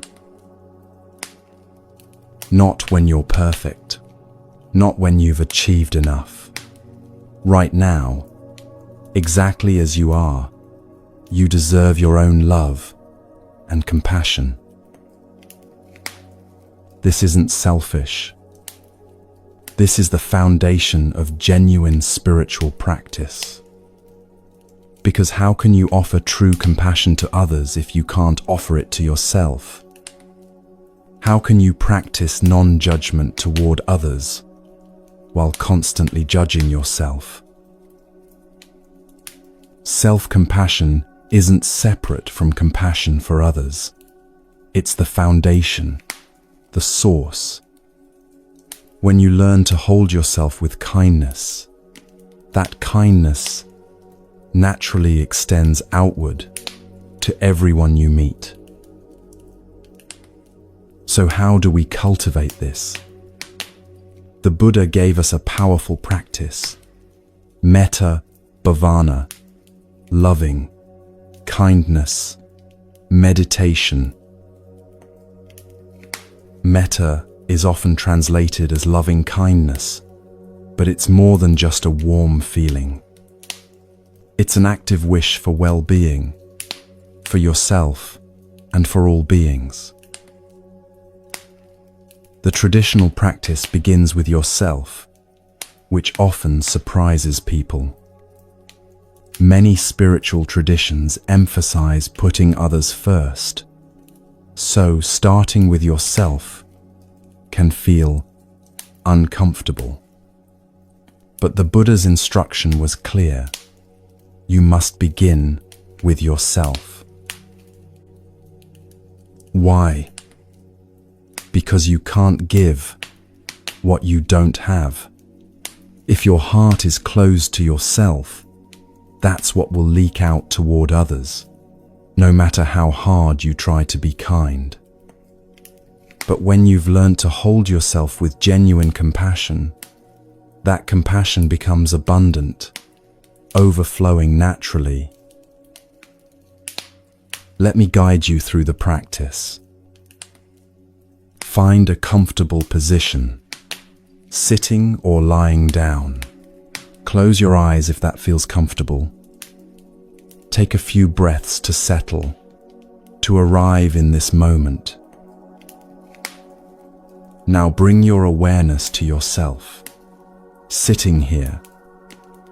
You might visualize yourself, or simply feel your own presence, or place a hand on your heart as a gesture of kindness. Then begin repeating these phrases, directing them toward yourself with genuine intention. May I be safe. May I be happy. May I be healthy. May I be peaceful. Say these phrases slowly, letting each one land. Don't rush through them. Really mean them. Let yourself feel the wish behind the words. May I be safe. May I be protected from harm, internal and external. May I be happy. May I experience joy, contentment, the simple pleasure of being alive. May I be healthy. May this body, which carries me through life, be strong and well. May I be peaceful. May I know the deep peace that comes from within, regardless of circumstances. If you notice resistance arising, and you probably will, that's okay. This is completely normal. You might hear that inner critic saying, "This is stupid," or "I don't deserve this." You might feel uncomfortable, like you're lying to yourself. Notice the resistance with compassion. Say to yourself, this is hard. That's okay. I'm learning. And gently return to the phrases. This is not forced positivity.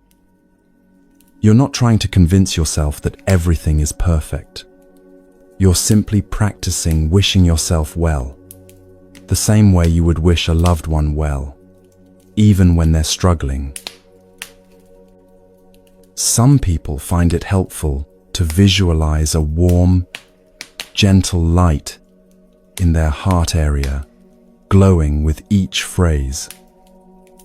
This visualization is acceptable in metta practice, not as something mystical, but as a way of embodying loving kindness. You can practice this for 5 minutes, 10 minutes, 20 minutes, whatever feels right. The length matters less than the sincerity. And here's something beautiful. The more you practice this, the more natural it becomes. At first, the phrases might feel mechanical, but over time, something shifts. The kindness becomes real, embodied, genuine. You start to actually feel the warmth of compassion for yourself. You can bring this practice into difficult moments throughout your day.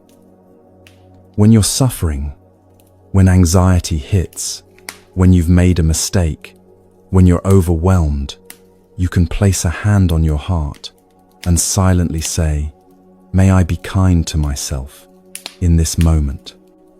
May I give myself the compassion I need." This simple gesture can be like a warm embrace you give yourself, a reminder that you deserve kindness, especially when things are hard.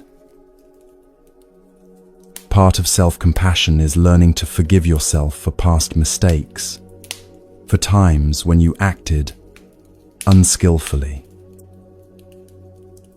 The Buddha taught that all beings act according to their level of understanding in that moment. When you made a mistake in the past, you acted based on the wisdom and awareness you had then. You can't change the past. You can only learn from it and act with more skill now. There's a saying, every saint has a past, and every sinner has a future. No one is defined by their worst moment. You are a constantly changing process, capable of learning and transforming at any moment. To practice self-forgiveness, bring to mind something you regret.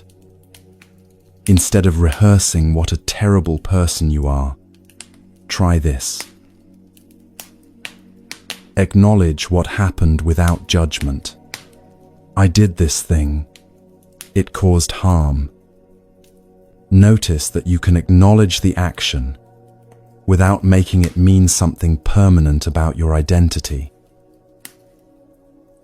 Recognize that you acted from confusion, pain, or limited understanding. You didn't act that way because you're inherently bad, but because you were caught in suffering, in delusion. Feel the regret fully, not as self-punishment, but as evidence that your values have evolved. Regret means you care about not causing harm. That's actually a sign of growth. Make amends if possible. And then, this is crucial, let it go. Carrying shame doesn't undo the past. It only creates more suffering in the present. Learn the lesson, then release the burden. You might say, I forgive myself for not knowing then what I know now. I forgive myself for being human. I release this shame. I commit to acting with more wisdom from this moment forward. This aligns perfectly with the Buddhist understanding of impermanence. You are not the same person who made that mistake. You have learned, changed, grown. Holding on to shame is like punishing today's self for yesterday's actions by someone who no longer exists. Finally, we need to talk about the daily practice of speaking to yourself with kindness. Start noticing your self-talk, that internal commentary running constantly. What tone does it take?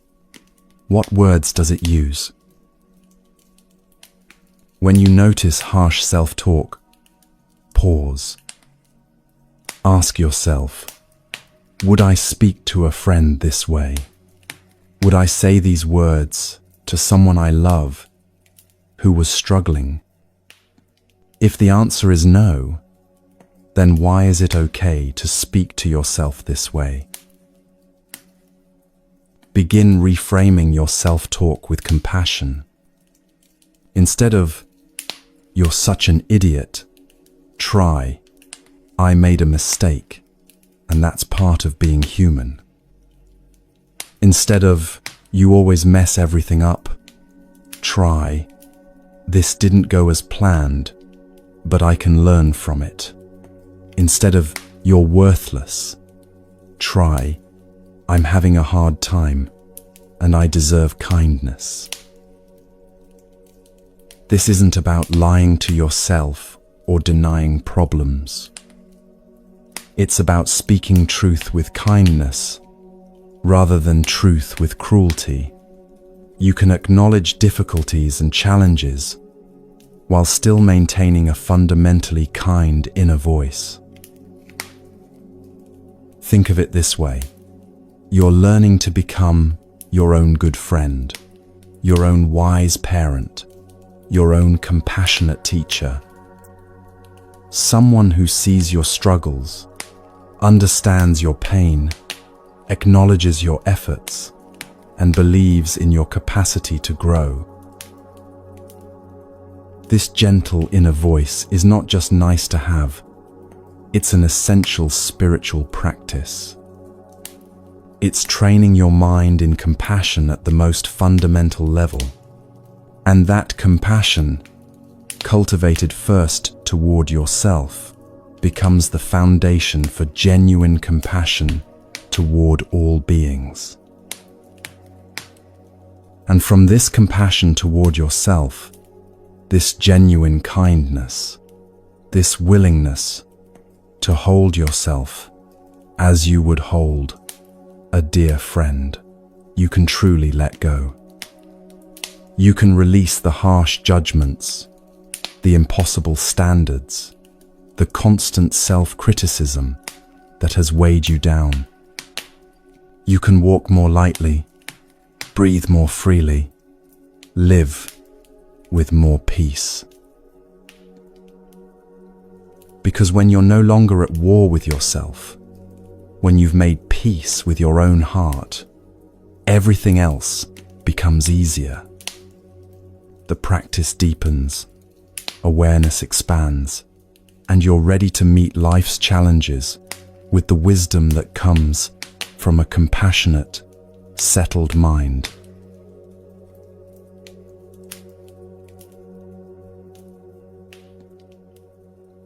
Take a moment and think about everything you tried to control yesterday. Maybe you tried to control how quickly traffic moved on your way to work. Maybe you tried to control what someone else thought about you, or how they responded to something you said. Maybe you tried to control the weather, or how your body felt, or whether a project went exactly as planned. Now notice something. How much of that actually worked? Here's a truth that's both sobering and liberating. Most of what we spend our energy trying to control is completely beyond our control. You cannot control other people, what they think, what they feel, what they choose to do. You can influence them, you can communicate with them, but you cannot control their inner world or their choices. You cannot control the past. It's done, finished, unchangeable, no matter how many times you replay it or wish it had gone differently. You cannot control the future. You can prepare, you can plan, you can make wise choices now, but you cannot guarantee any particular outcome. Life is too complex, too interconnected, too unpredictable. You cannot control circumstances, the economy, the weather, traffic, other people's decisions that affect your life, illness, aging, loss. These things unfold according to countless causes and conditions, most of which are completely outside your influence. And yet, how much of your mental energy goes into trying to control these uncontrollable things? You worry about what might happen, as if worrying could prevent it. You ruminate about what already happened, as if thinking about it enough could change it. You try to manage other people's opinions, as if you could control what goes on in their minds. This is exhausting. This constant attempt to control what cannot be controlled is like trying to hold back the ocean with your hands. Wave after wave keeps coming, and you keep pushing back, and you never rest, never relax, never accept that the ocean is simply going to do what oceans do. The Buddha taught about karma, action, and he made a crucial distinction. There are things within your hands and things beyond them. What's in your hands? Your actions, your responses, your intentions, your effort, how you choose to speak, how you choose to act, what you practice, where you direct your attention. These are yours. These you can work with. What's beyond your hands? The results of those actions, how others respond, what circumstances arise, what the future brings. You can act skillfully and still have things not turn out as you hoped. You can try your best and still face difficulties. This is the nature of reality. The illusion of control is one of the deepest sources of suffering. We think if we just worry enough, plan enough, try hard enough, we can make life go the way we want it to go. But this belief sets us up for constant disappointment and frustration. Life is not controllable. It's workable, but not controllable. And this brings us to one of the most profound practices in Buddhism: acceptance.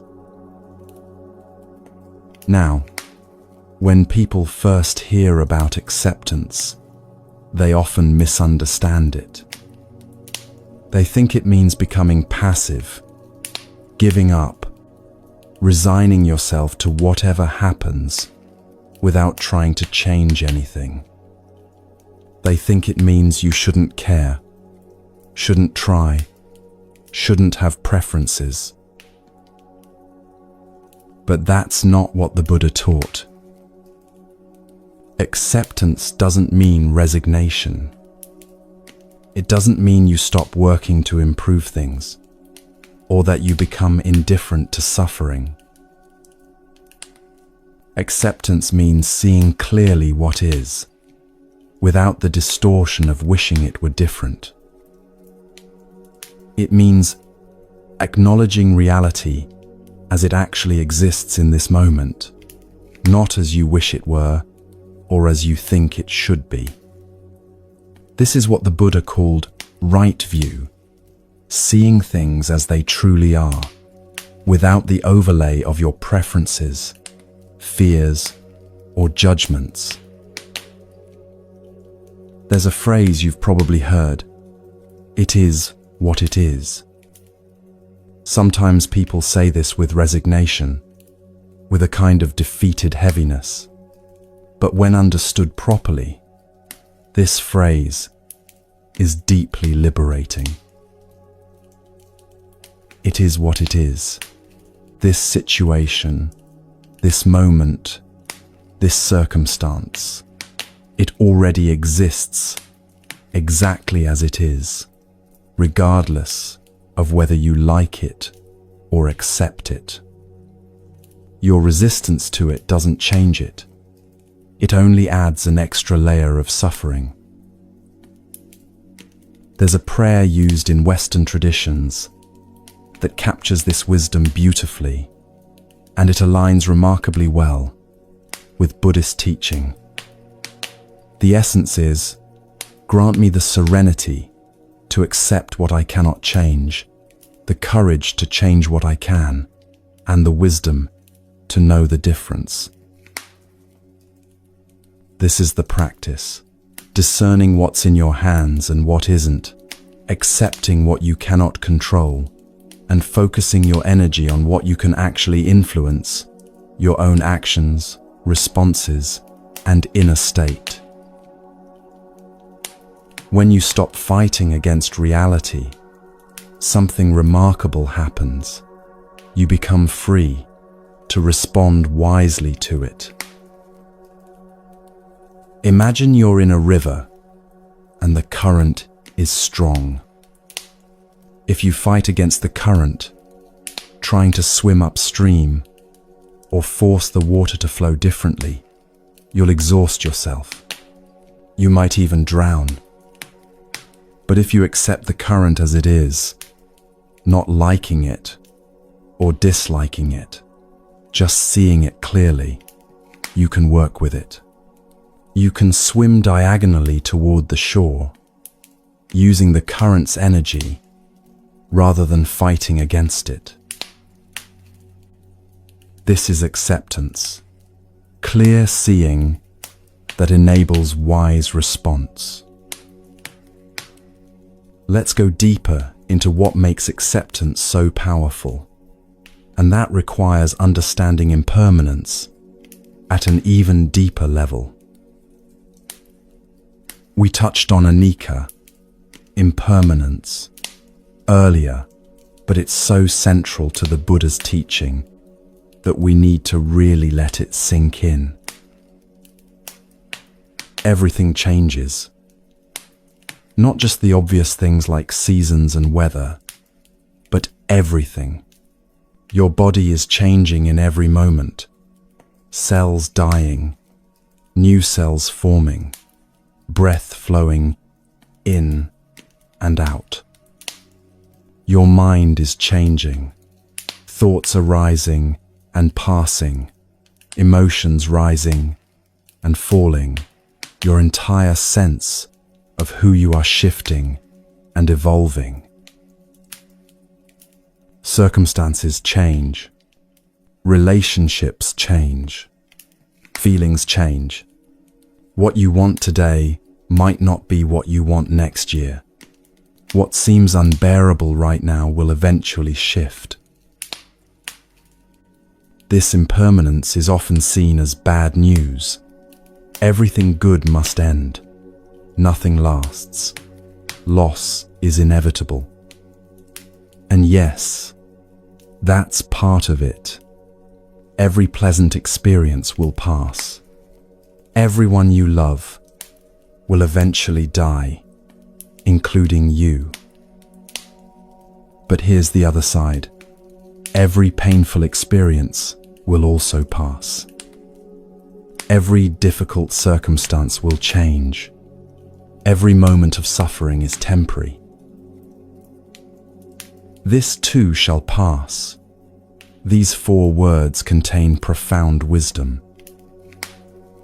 When you're in pain, when you're going through difficulty, when everything feels dark and hopeless, you can remember this is not permanent. This will change. Just as night always gives way to dawn, this difficult period will eventually shift. But the teaching goes even deeper than that. It's not just that individual experiences pass. It's that change itself is the only constant. There is no solid ground anywhere. Everything is in flux, always. This can sound frightening at first. If nothing is stable, nothing is permanent, where do you find security? The Buddha's answer is radical. You find stability not by grasping onto things that change, but by accepting change itself as the nature of reality. You stop trying to make the impermanent permanent. You stop demanding that things stay the same. You learn to flow with change rather than resisting it. Think about a tree in a storm. The rigid tree that tries to stand completely still and unchanging will break in strong winds. But the flexible tree that bends and sways with the wind survives even the fiercest storms. It doesn't resist the wind, it dances with it. You can be like that flexible tree. You can learn to remain centered while circumstances change around you and within you. Not by making everything stay the same, but by developing the inner flexibility to move with life's changes without breaking. Consider the ocean again. The surface is constantly changing, waves rising and falling, storms and calms, tides coming in and going out. But deep below the surface, there's a place of stillness that's unaffected by the surface turbulence. Your mind can be like that ocean. Thoughts, emotions, circumstances, these are like the surface waves, constantly changing. But beneath all that change, there's the steady awareness that witnesses the changes without being swept away by them. This awareness doesn't change, even though everything it observes is changing. Finding stability in change means resting in this awareness rather than trying to make the waves stop. So how do we practice this acceptance, this letting go? Let's do a brief practice together right now. Sit comfortably and bring your awareness to your hands. Make them into fists, clenching them tight. Hold that tension. Feel what it's like to grip, to hold on, to clench. This is what we do with our minds all day long, holding tight to things, gripping our preferences, clenching around our resistance to what is. Now slowly begin to open your hands. Feel the sensation of releasing, of letting the tension go. Open your palms, turn them upward, let them rest open and receptive. Notice how it feels to release. Notice the relief, the softness, the ease that comes with letting go. This is a metaphor for what we're practicing mentally and emotionally. What are you holding on to that you could release? Maybe you're holding on to expectations about how something should have gone. Maybe you're gripping resentment about something someone did. Maybe you're clenching around worry about the future. Maybe you're holding tight to an idea of who you should be that's causing you to suffer. Imagine placing each of these things in your open palms and then gently turning your hands over, letting them fall away. You're not pushing them away with force. You're simply opening your hands and letting them go, letting them return to the earth. Take a breath. With each exhale, imagine releasing just a little more, letting your shoulders drop, your jaw soften, your belly relax. Releasing tension from your body, releasing resistance from your mind. What remains when you stop gripping? Just this moment, just this breath, just this awareness. And that's enough. Now let's bring this practice into real life, into the actual situations you face every day. You're stuck in traffic, running late for something important. You feel frustration rising, maybe anger at the other drivers, at yourself for not leaving earlier, at the universe for making this happen. This is resistance, fighting against the reality of the traffic. Acceptance would look like this. Acknowledge the reality. I am in traffic. I am going to be late. This is what's happening right now. Feel the frustration without adding a story about how terrible this is, or what it means about you. Take a breath, and then respond. Maybe you call ahead to let someone know you'll be late. Maybe you use the time to practice mindful breathing.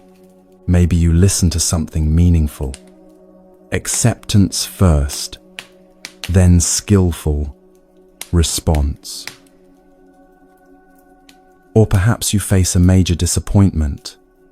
You didn't get the job you wanted, or a relationship ended, or a project you invested in failed.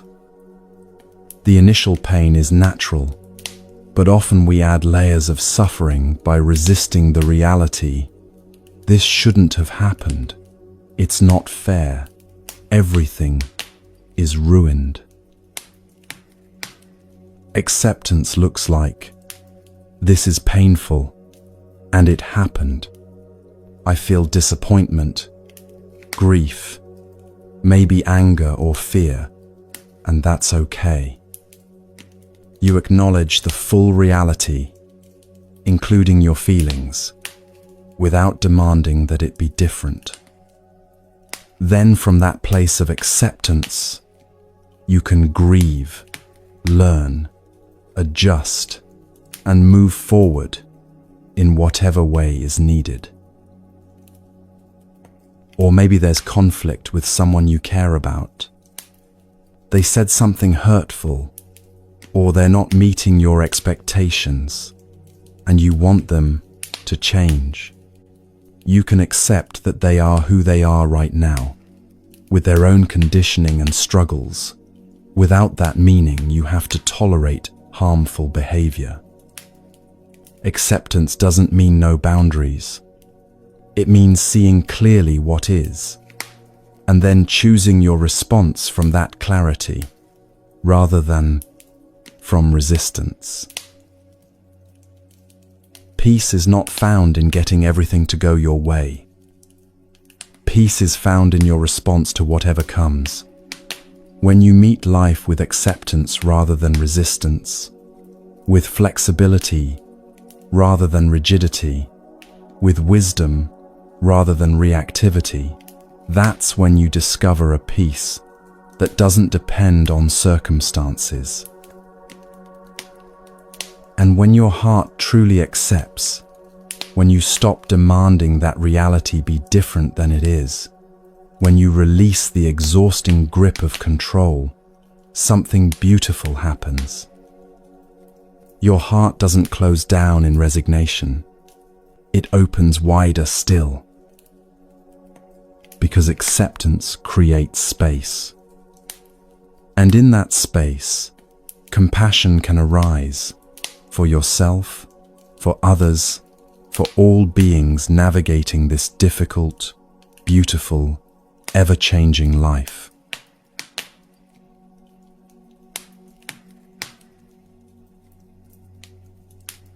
Now we come to what many consider the heart of Buddhist practice, the cultivation of boundless compassion for all beings. The Buddha taught 4 qualities that, when fully developed, have no limits, no boundaries, no conditions. They're called the Brahmaviharas, the 4 sublime states, or the 4 boundless abodes. The first is metta, loving kindness, the wish for all beings to be happy. Not just the people you like, not just your family and friends, but all beings everywhere, without exception. The second is karuna, compassion, the wish for all beings to be free from suffering. When you see someone in pain, karuna is what moves your heart to want to help, to ease their burden. The third is mudita, sympathetic joy, the capacity to rejoice in others' happiness and success. We explored this earlier, that beautiful quality of celebrating goodness wherever it appears. And the fourth is upekkha, equanimity, a balanced, steady awareness that remains peaceful even in the face of life's ups and downs. Not indifference, but a wise, spacious acceptance that holds everything with equal care. These 4 qualities work together. Loving kindness without equanimity can become attached and clinging. Compassion without equanimity can become overwhelming, leading to burnout. Equanimity without compassion can become cold and distant.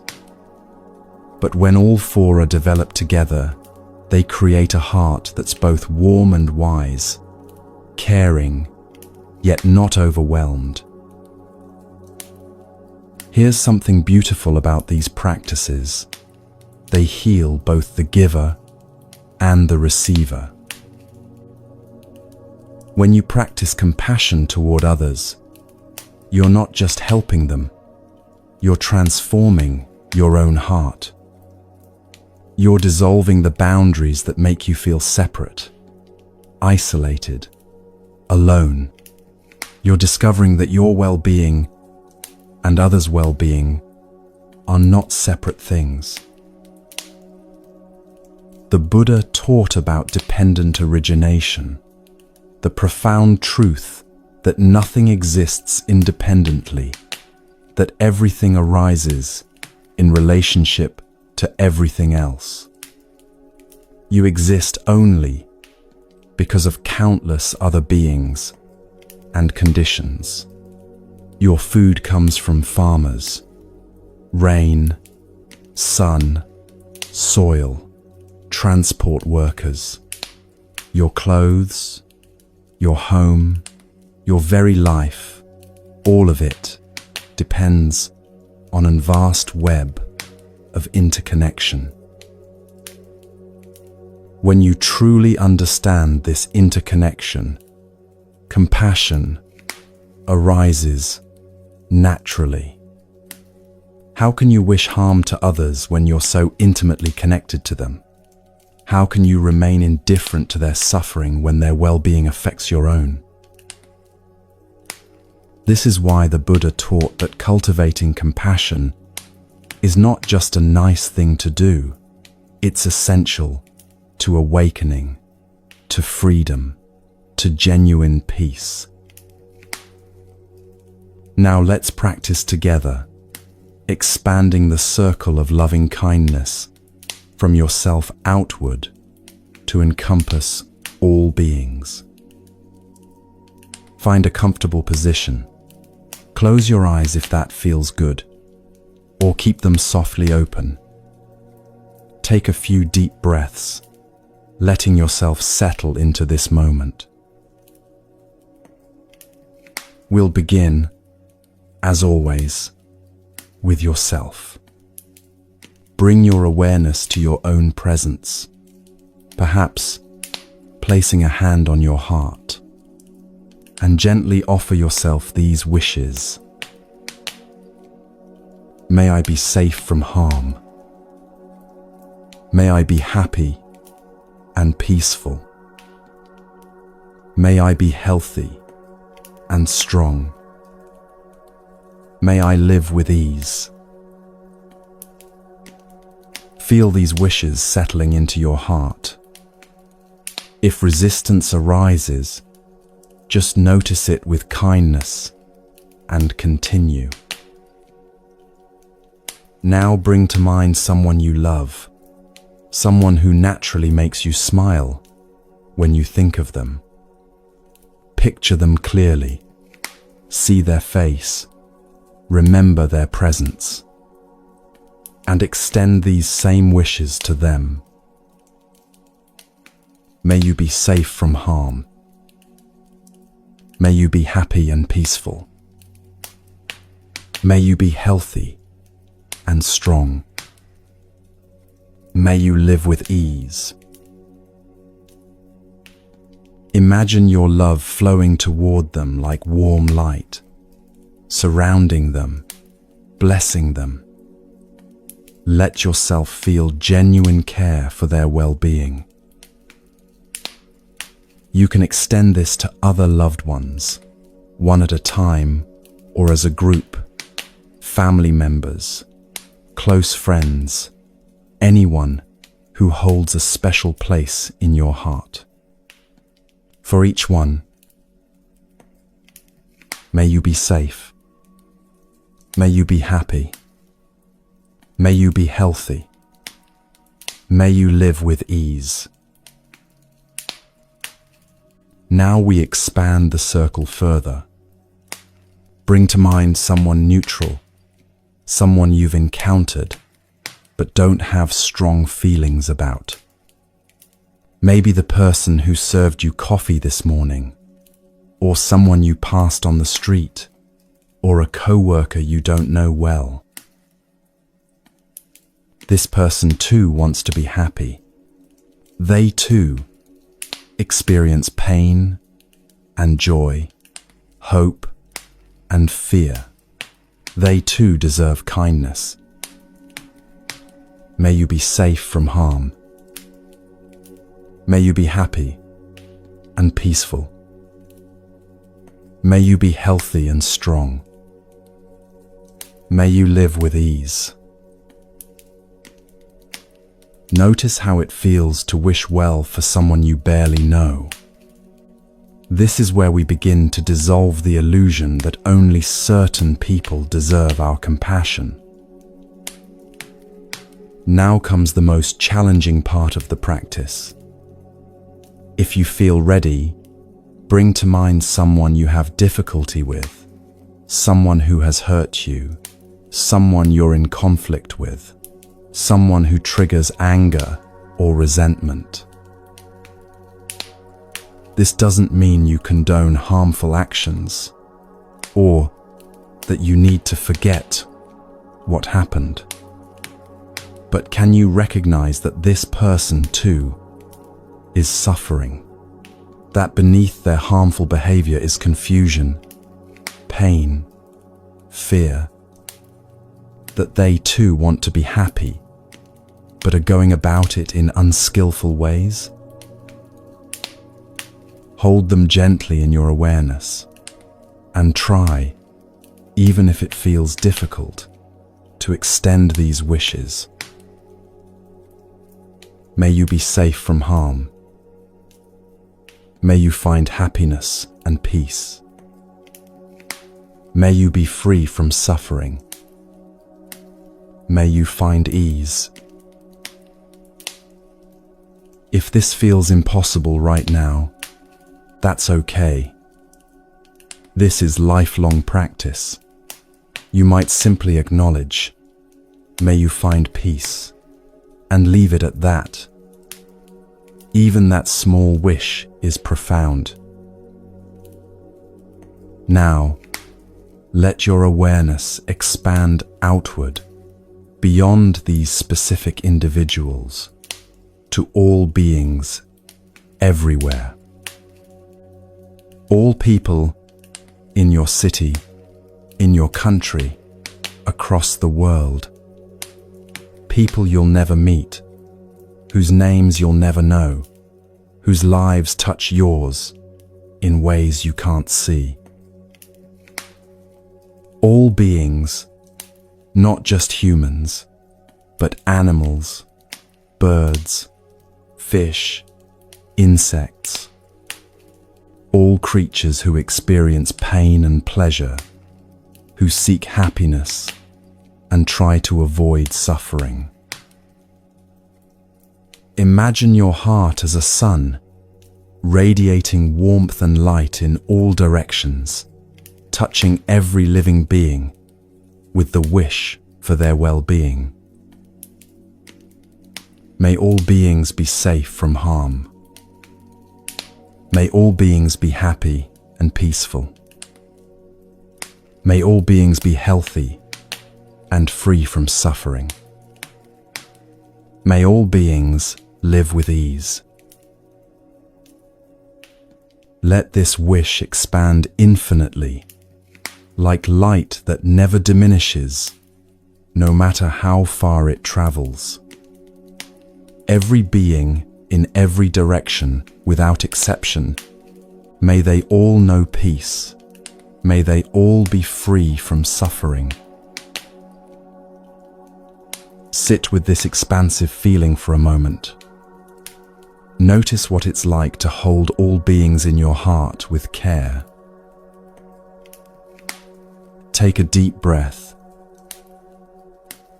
And as you prepare to complete this practice, bring your awareness back to yourself, back to your breath, back to this moment. Whatever you felt during this practice is perfectly okay. Maybe you felt waves of love and warmth. Maybe you felt resistance or difficulty. Maybe your mind wandered and you forgot what you were doing. All of this is part of the practice. You showed up, you tried, and that's what matters. Gently open your eyes if they were closed.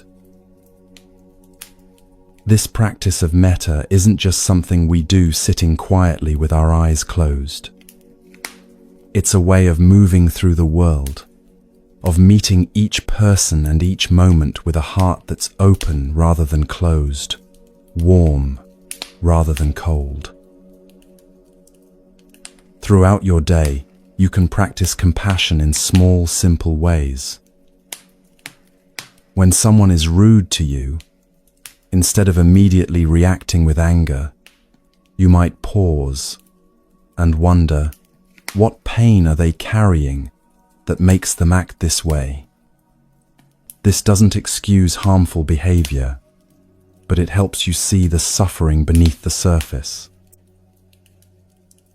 When you see someone struggling, carrying heavy bags, looking lost, appearing upset, you might offer help, or simply hold them in your awareness with a silent wish. May you be okay. May you find what you need. Small acts of kindness ripple outward in ways you can't see. You smile at someone who's having a difficult day, and that moment of warmth might be exactly what they needed to keep going.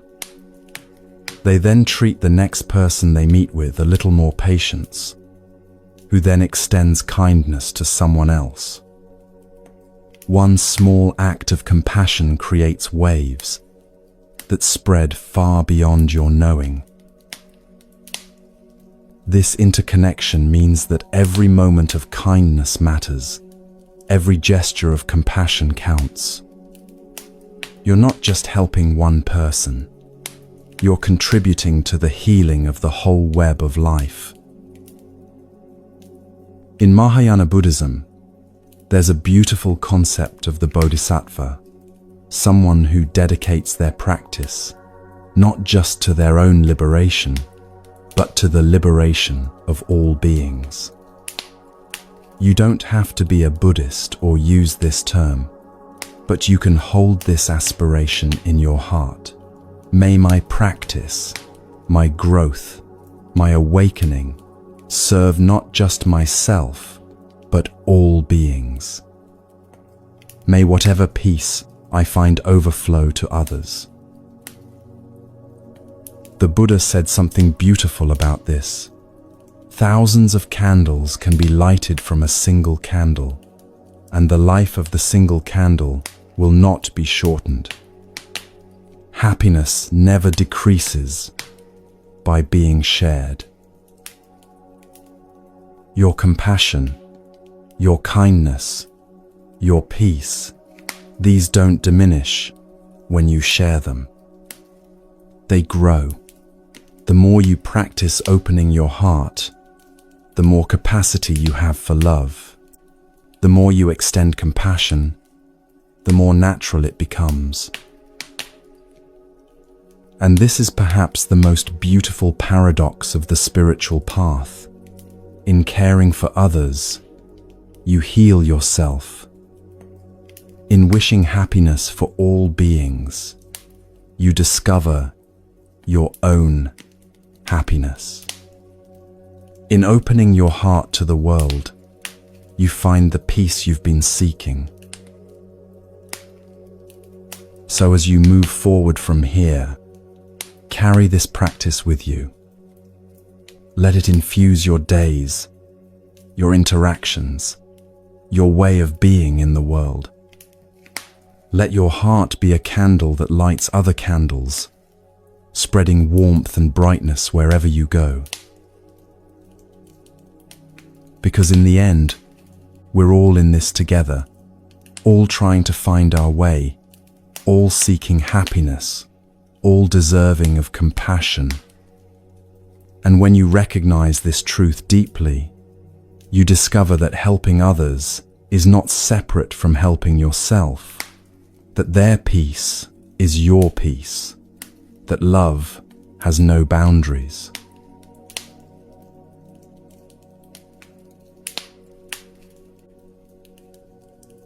We've walked a long path together these past hours, exploring the nature of mind, learning to observe without judgment, practicing letting go, cultivating patience, building daily practice, transforming your inner landscape through compassion and acceptance. These aren't separate practices. They're threads woven together into one path. Mindfulness is the foundation. Letting go is your daily practice. Compassion is your heart. Patience is your container. Acceptance is your wisdom. Together, they form what the Buddha called the Noble Eightfold Path, a way of living that leads to peace. Start where you are. You don't need to do everything at once. Choose one practice that spoke to you today. Maybe the 3-breath reset. Maybe metta for yourself. Maybe simply noticing when you're grasping. Build slowly, sustainably. Not too tight, not too loose. Listen to your own wisdom. The journey is the destination. You will have hard days. Days when meditation feels impossible, when compassion feels fake, when you forget everything you've learned. This doesn't mean you've failed. Return to your breath. Return to compassion for yourself. The practice is in returning. You're not alone. Take a moment now to notice how you feel. What resonated? What wants to stay with you? You've just spent 3 hours choosing peace. That choice matters. If you'd like, share in the comments where you are and what practice spoke to you. We're all walking this path together, across the world. May you be peaceful. May you be free from suffering. May you find the stillness that's always been there. Until we meet again, dear friend. Take one final breath with me. Thank you for being here.